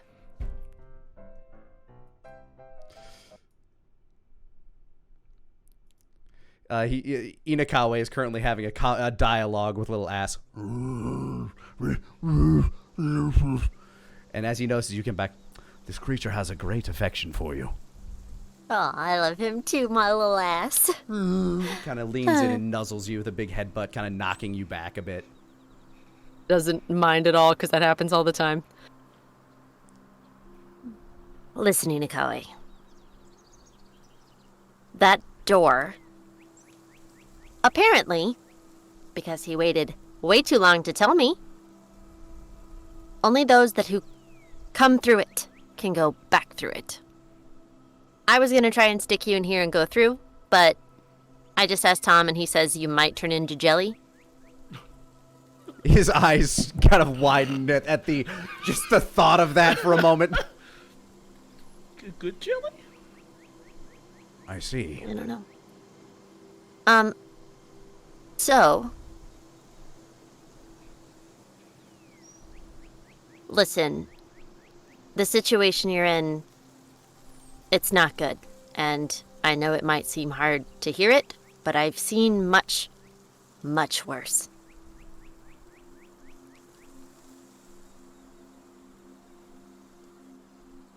I want to help you people and what you're going through. But I might not be able to do it today.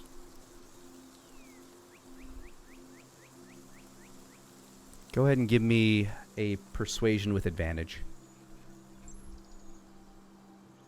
15. He looks apprehensive and no doubt a little sad.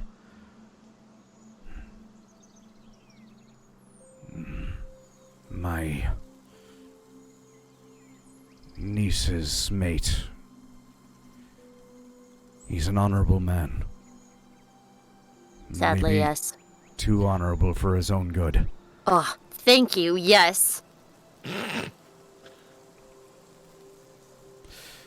But I trust the people he trusts. And if you come bearing his banner, then I shall trust you. My people's lives are in your hands.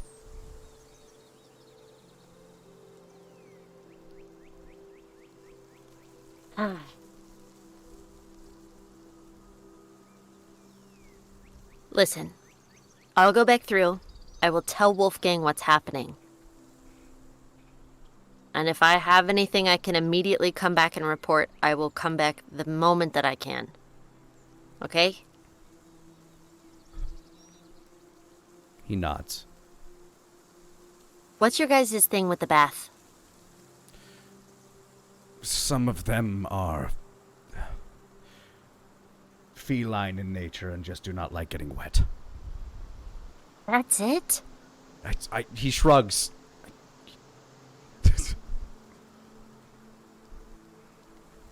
Ugh.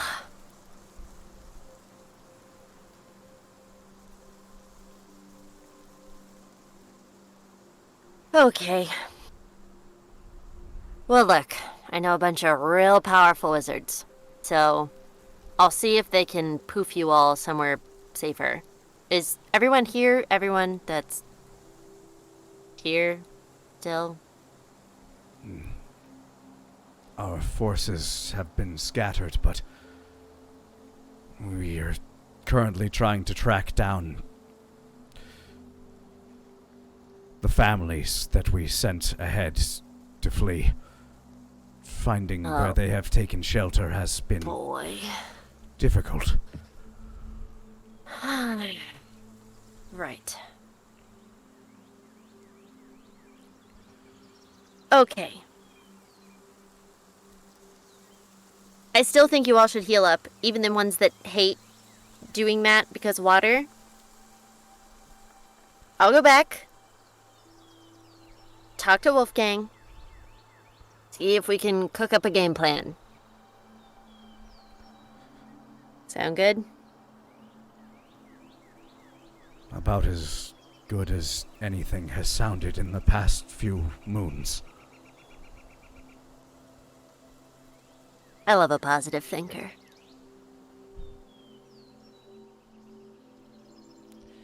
All My right. people may not understand, but I will convince them that you are our hope. Oh god. Nara has a very long stare at a chicken running. Little ass.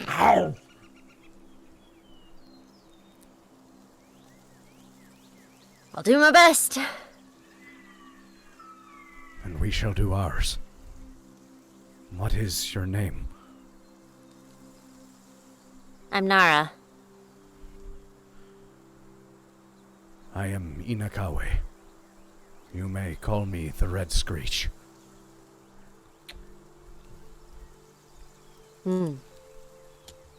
Well, nice to meet ya.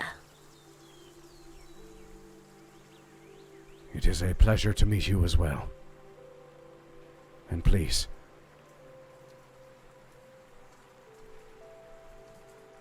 Please. give my best to Wolfgang Connolly.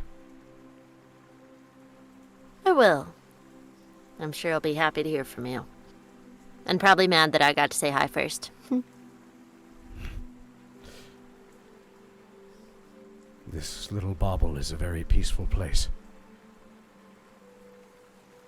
It He is. looks around, and then he sees, like, the big face of Tom looking down over it.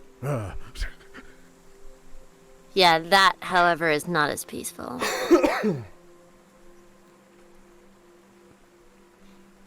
All right. Back up. He reaches out his hand, and he looks to Little Ass. Little Ass replies, And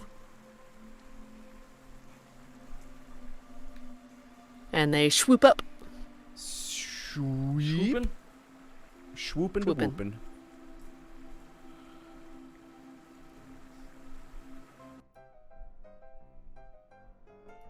Welcome back. Hi. So you suck for not bringing that up any sooner than when you did. Fair Just enough. saying. Listen, I know stuff about you, so you need to work on a way to poof them over while I'm gone for a little bit, okay? I'll see what I can do. Or at least make it work for the parallax thing, alright? I didn't design... Well, technically I did design this spell. Yeah, you did. It was back when things are complicated. Oh, I know. I know you know. Well, Nikawe, I'll be back as soon as I can. But in the meantime, make sure everyone heals up and eats food. That's a thing you do to recover, Yes. right?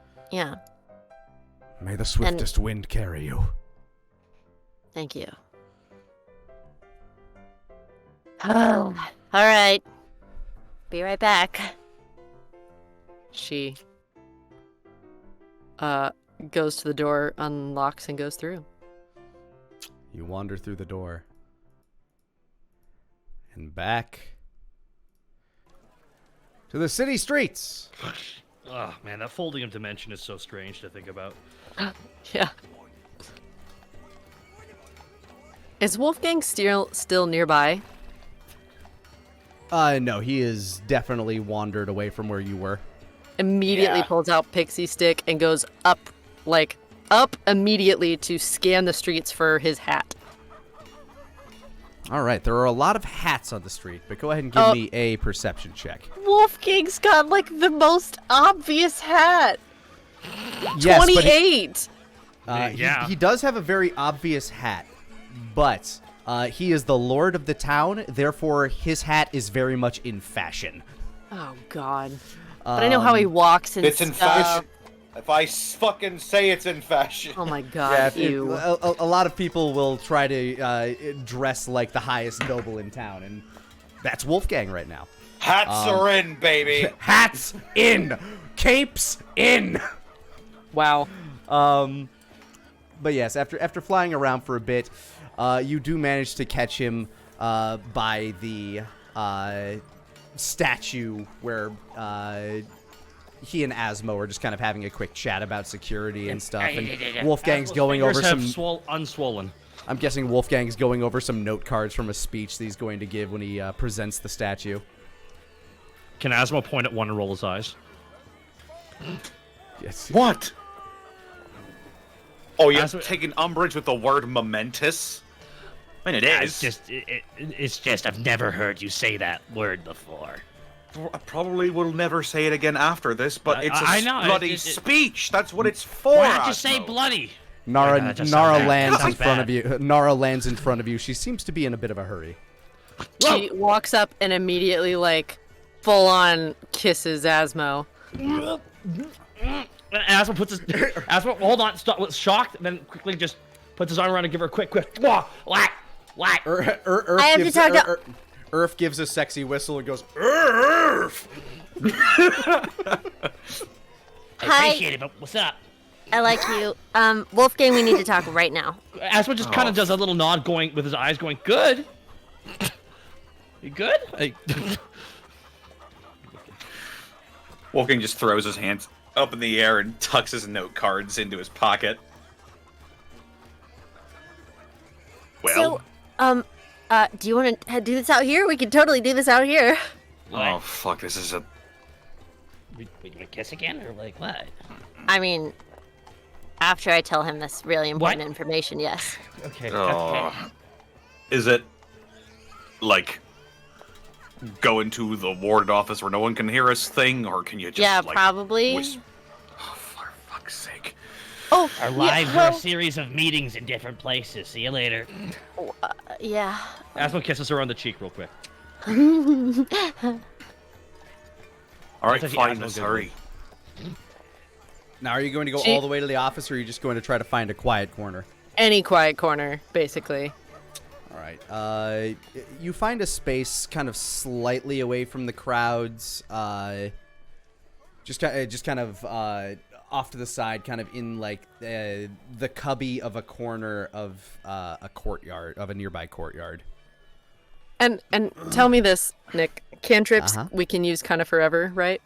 Cantrips are anytime kind of thing. At yes. will, yeah. Okay, great. So now that they're in a secluded area that took Wolfgang away from where he is, she uses message. And tells him in his head. So you know Inakawe, right? Like your wife's uncle or something. So I went into the Wandering Weasel and he was in there, almost dying and stuff. Oh.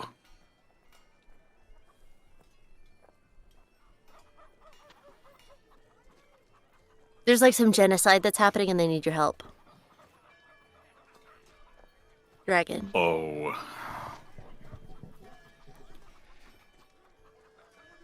I couldn't take them back through the door and I told them I would come back and let them know what happened as soon as I could, but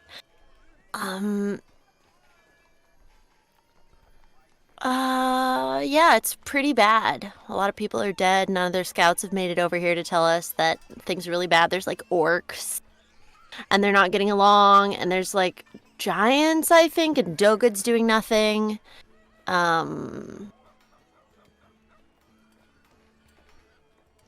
They were like ready to fight me about coming back through the door, but then Tom told me that they would become jelly if they did. So I don't know how to get all of those bear people here. But dog, bear, feline, fuzzy people here. So I told them that today was really a bad day to solve their problems, and that we would get back to them as soon as we could. And she smiles.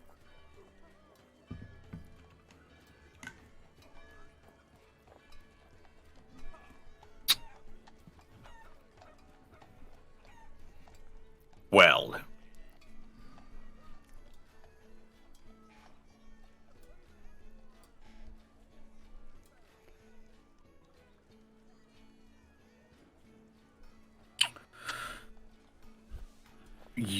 Where is Tom now? They're in the Where's west the on the other weasel? side of the mountains. I see. Mm-hmm.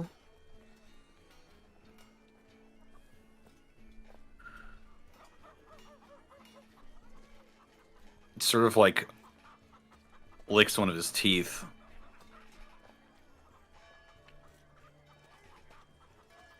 I've got an idea. Oh my god! Nara immediately goes in her parallax and it just clatters to the ground. Okay. I look down. Yeah, the parallax clatters to the ground. Wolfgang, you were left standing alone. Probably ought to pick that up. Part of me wants me to bury it again. I'm gonna pick it up. Nara, you're in the parallax. Little ass is stomping around. There's blood everywhere. Did he eat all of the chickens, or did any of them survive, or is there a patch of jelly in the grass? Presently, there is a lot of blood everywhere. Okay. You can go ahead and give me an investigation check. I would love to do that. Those were living beings, so... They were. 21, not 20! Not 20! Nat 20, 21. My All of the chickens are dead, and Lil Ass is looking slightly depressed that he didn't get to eat them all. Was that a little ass's nat one? Not the Didn't chicken. get to eat them all? He did not get to eat them all. The chickens died on their way back. That So bird they exploded. became jelly, right? The extra-dimensional forces made them explode, yes.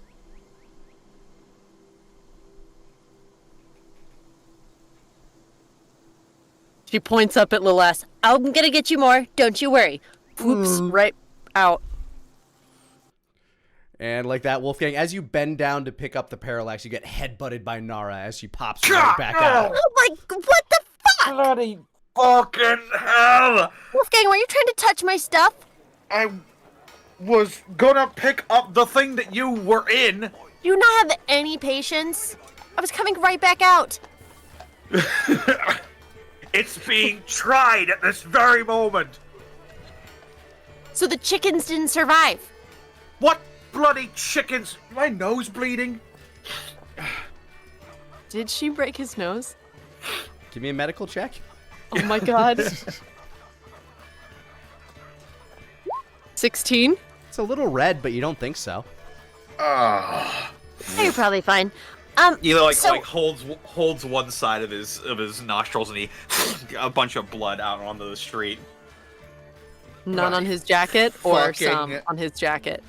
There's If probably I a got couple any of- blood on my jacket, I'm gonna press the digitation. Oh, I away. forgot you can do that. Never mind. Okay. There are probably a couple of dots on there that you just kind of brush away. So, I was wondering if I could put your bear friends into the parallax and take them through, but all the chickens turned into nothing, so that means I can't.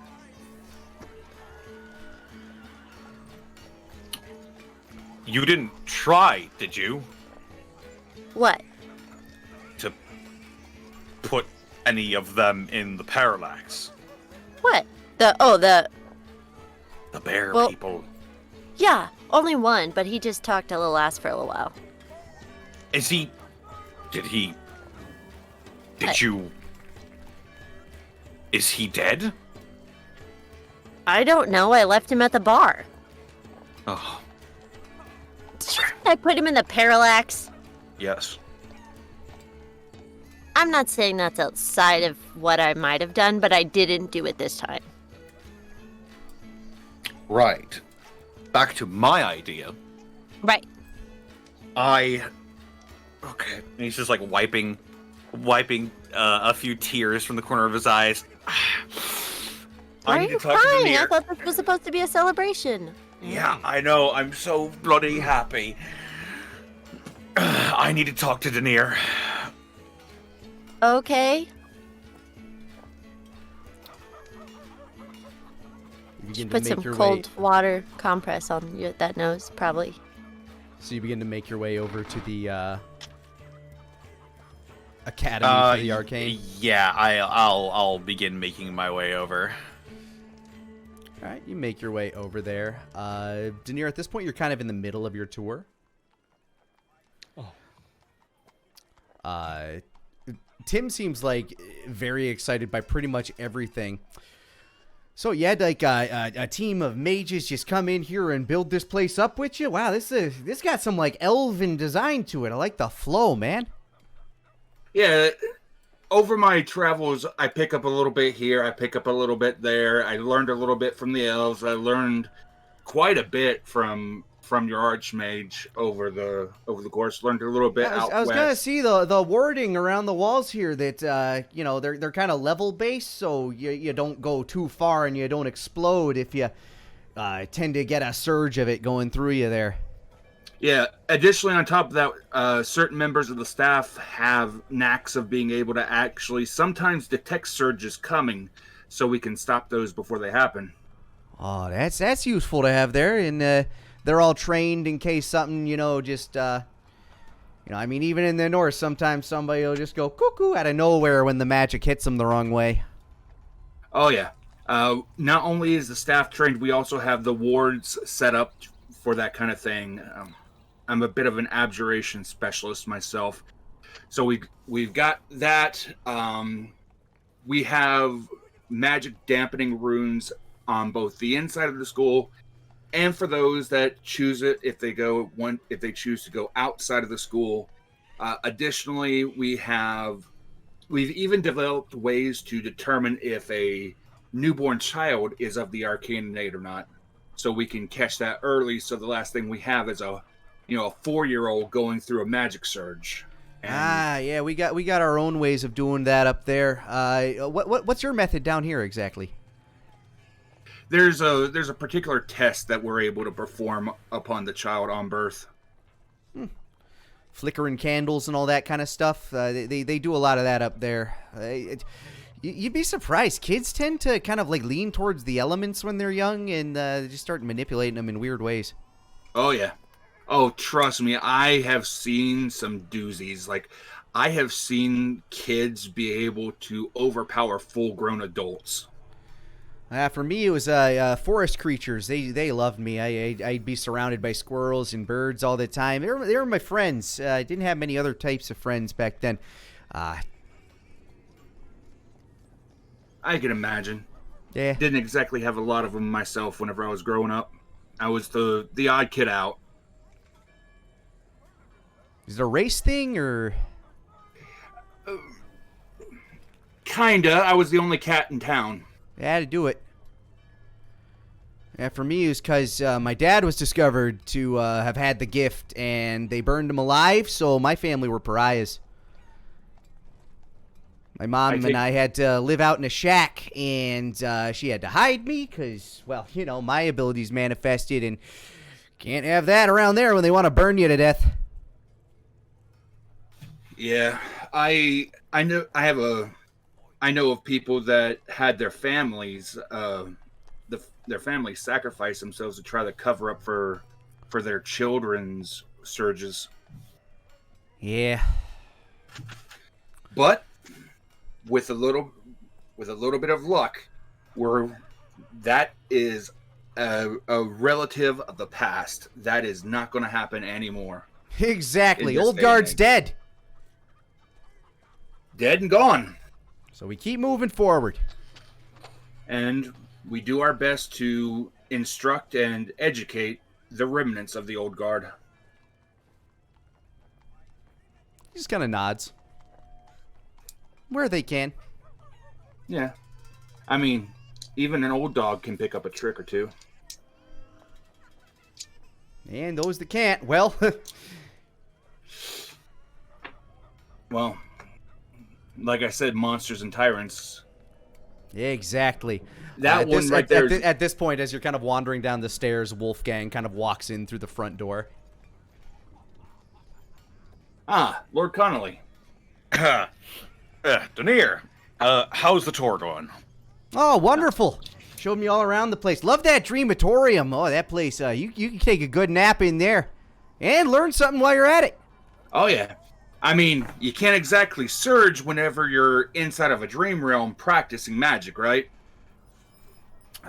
Certainly not. What time's that tournament start? I want to see Corvin, you know, take it to you Southerners. No offense, but I got to root for the home team. Oh, well, that's fair enough. I would know what time that starts, right? Yeah, it kicks up in about an hour. About an hour.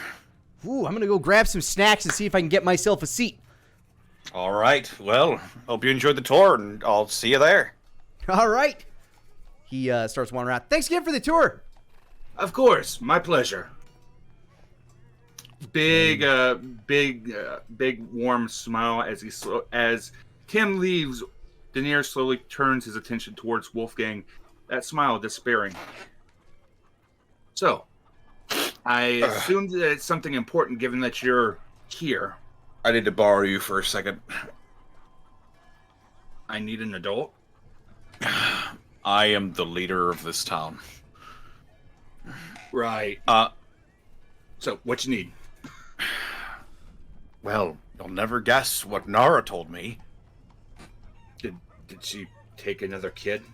So, no. But, might involve taking people. So we noticed that the weasel wasn't in town. I noticed that too. We were wondering why that is. So Nara has a key to the Wandering Weasel. She told me that the West is being harassed by Nidhogg. That sounds about on par from what you told me of the future. By that I mean there's nearly full-blown war, and my wife's people are being nearly slaughtered to the last. That sounds about right, given the future that you told me. And so my wife's uncle is in the Weasel with most of his people. And they can't get back out through the Weasel. Because if they try, they will turn into jelly. And he does the finger quotes. Ah, trying to force your way through a dimensional pathway. Sure. It's like trying to squeeze yourself through a. It's like trying to squeeze yourself through a tiny hole the size of a golf ball. I'll pretend I know what you're talking about. So, is there a teleportation circle here? Yes. Second floor. Okay. Can you cast that spell today? Yes. I do have that spell prepared. We will need to let the guards, if you're wanting to do what I think you're going to do, few things. One, where are they all going to stay? I mean, the school is kind of on a skeleton crew, so maybe we could put them here for the time being, and at least until the festival ends. Two, I'm going to need to let the guards and the staff know so that they don't see an army of lycanthropes come through and think that there's an invasion happening. Those are the big two. Three, I can't do it inside of the Weasel because the Weasel is technically on another plane of existence. Right, but So we're going to have to leave the Weasel and find a place that I can set up a teleportation circle, which is going to put us out in the open.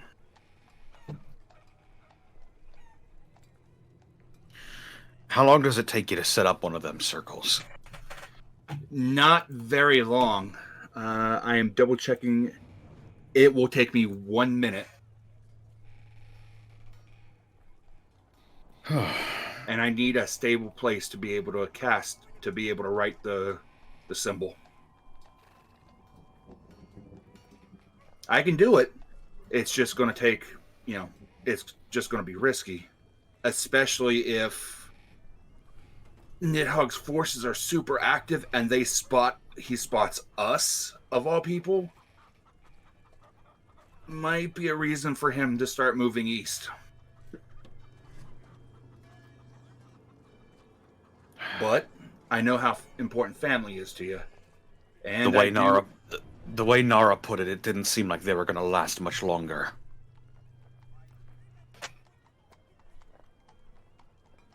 Do you have a place that you can... Do we have a place that we can put them? I can potentially set up some towers in extra spaces.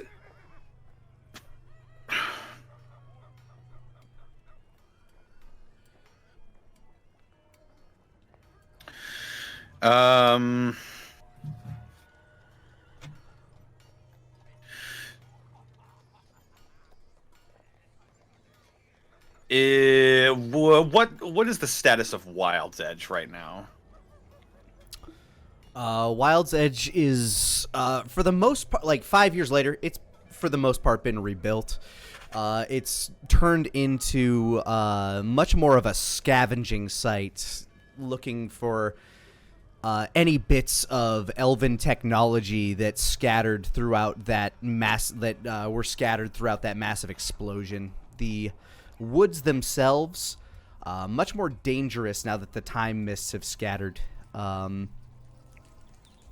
Crawling with all sorts of creatures, both from the Feywild and that had currently inhabited the overgrowth. But Wild's Edge, still relatively lawless in terms of its overall people, still governed by the same people that had previously governed it.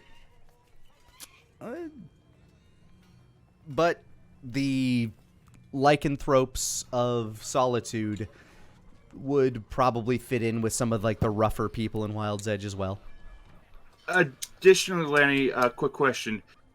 I know that I had an action of the time skip to set up that village to the east of Silver Rock. Did I actually manage to get that done?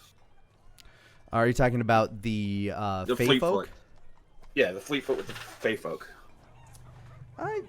Those that have survived, yes, you were able to kind of cobble together, like, they were able to create, like, a bit of a commune. Some of them actually moved out to Wild's Edge. There are Fey folk that live in Wild's Edge now. But those that are more druidic in nature tend to have their little hovels out in the overgrowth.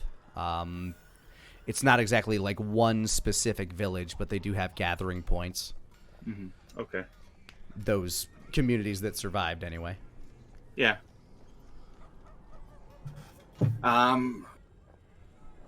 We do have a number of communities out to the east. I know that they're more attuned to nature. They might enjoy being with the Fey folk. If they want to be here, I can at least set them up some temporary housing here. I mean, we managed to handle all the Wild's Edge folks. I think if you got room for them there, then that would be our best bet. Fuck.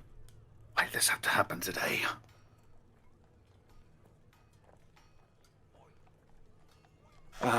Do we have a way to get back over there? Real quick.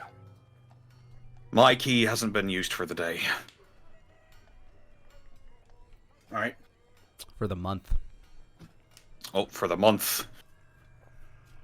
Man, she would have been stuck there.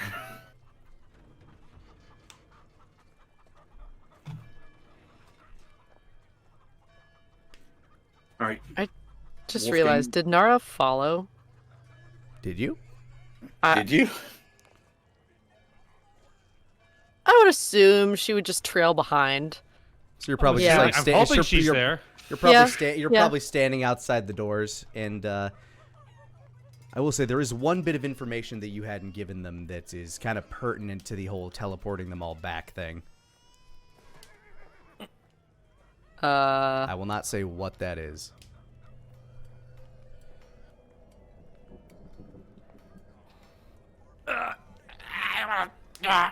The worst part is I know it, and I can't know it in character.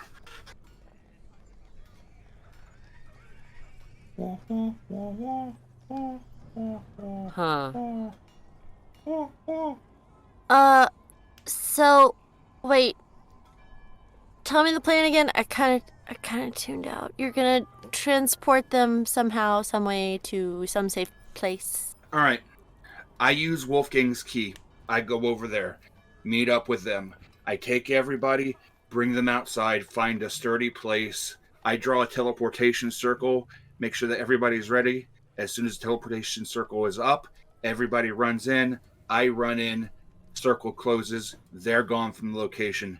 I'm gone from the location. Everybody is inside of my school. I hold them here for a day since the school is nearly empty. Make sure they're safe and happy. Deal with anybody that's wounded, and we deal with that. We deal with everything after the festival's over. So when you say everybody, you just mean who's in the bar, right? You made it They- sound like that was a good deal. Oh no, of them. they're like everywhere. Like scattered is what he said. Oh, And they said that the dragon was a problem.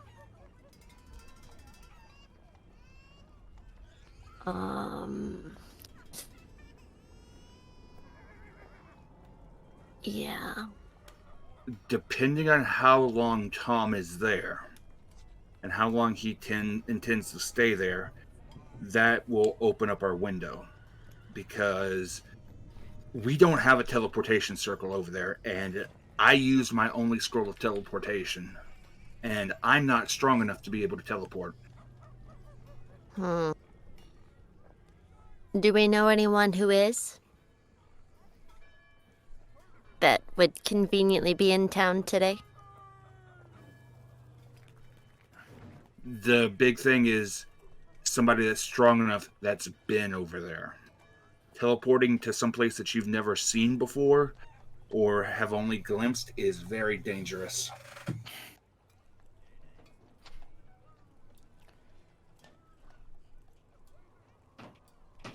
The only person that I can think of that might have that is Venariel, but you can only get so many people with a single teleport.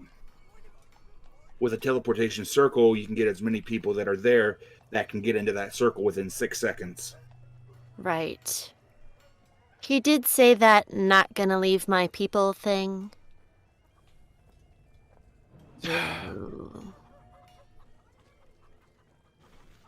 And they seemed really pissed at Jogad.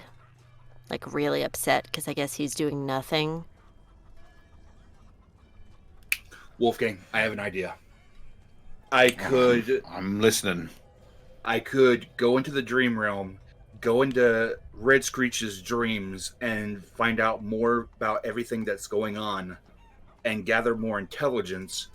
That way we can have an idea of what's happening. It'd be a lot better than just a simple sending message, because that's only 25 words, and this is going to be a lot of information.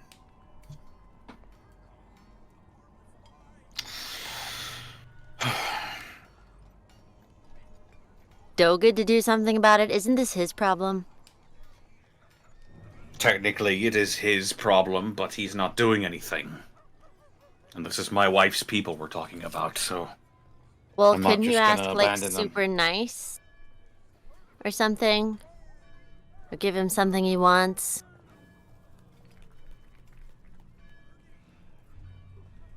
We could go over there now, get the people that we can out, and relay information to the remaining groups to begin to move to a particular location that we'll be able to get to at a later time.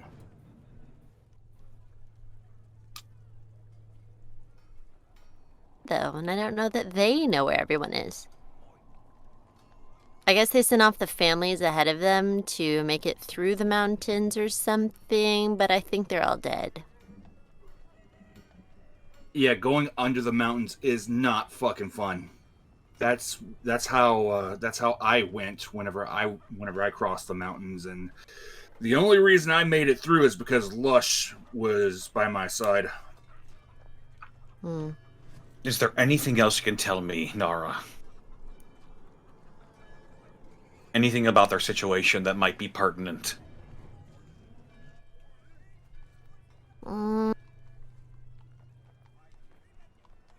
Like what?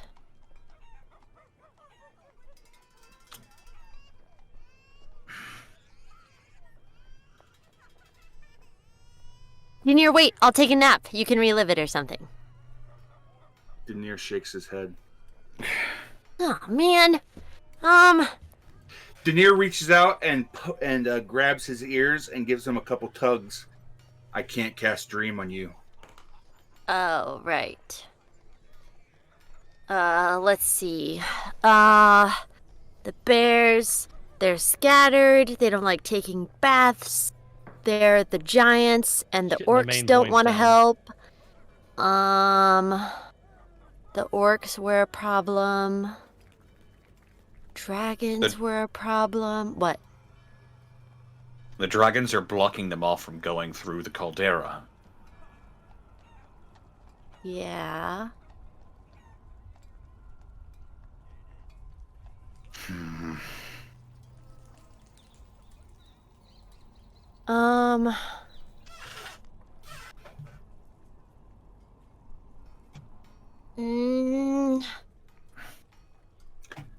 I could also reach out and see if there's any kind of mission critical information that he has for us that he can give quickly. It might be helpful.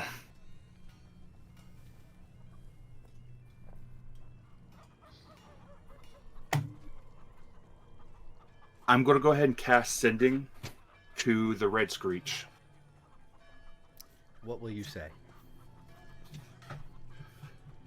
Your message received. Making a plan. Able to get a big group out, but has to be together. Any mission critical information, you have 25 words. Choose wisely. Battlefields to west. Searching for families. Dragons come from the east. Don't know when next strike. We could send wounded, but won't leave without tribe.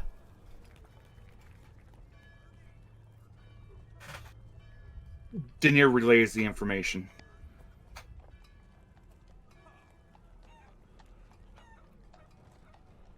It'll take a month for the keys to recharge.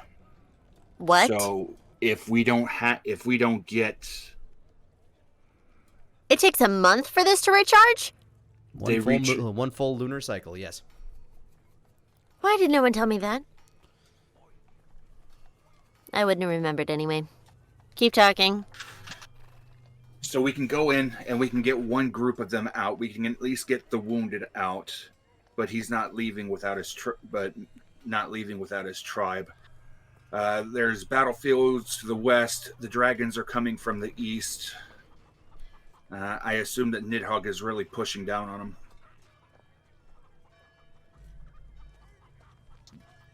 Get who we can out and maybe come back for the rest later on.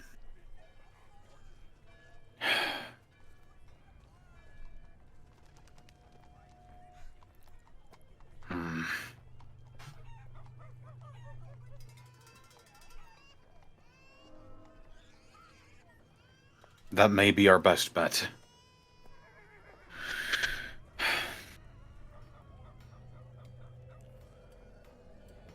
We can plan once we get to the Weasel. We can strategize and plan. If you need me to do it alone, I can go alone, and so that the rest of you can handle business at the festival. And I'll bring back as many as I can.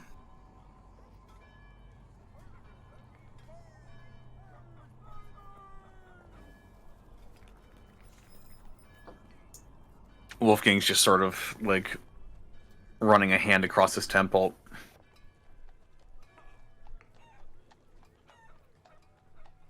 We need people that aren't as... In case the dragons show up and get a glance at us, I'm breaking out the cloaks. I'm breaking out a black cloak just to try to obscure my form so that they won't spot me if that becomes the case.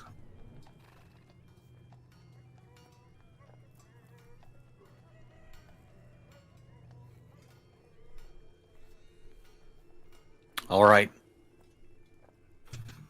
We'll get the wounded out. We'll question them a bit more about the situation, and then we can plan from there.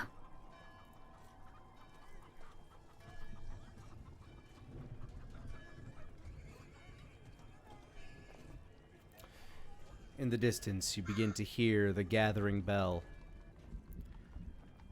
as the tournament is about to begin. Fantastic. And here is where we will end tonight's session.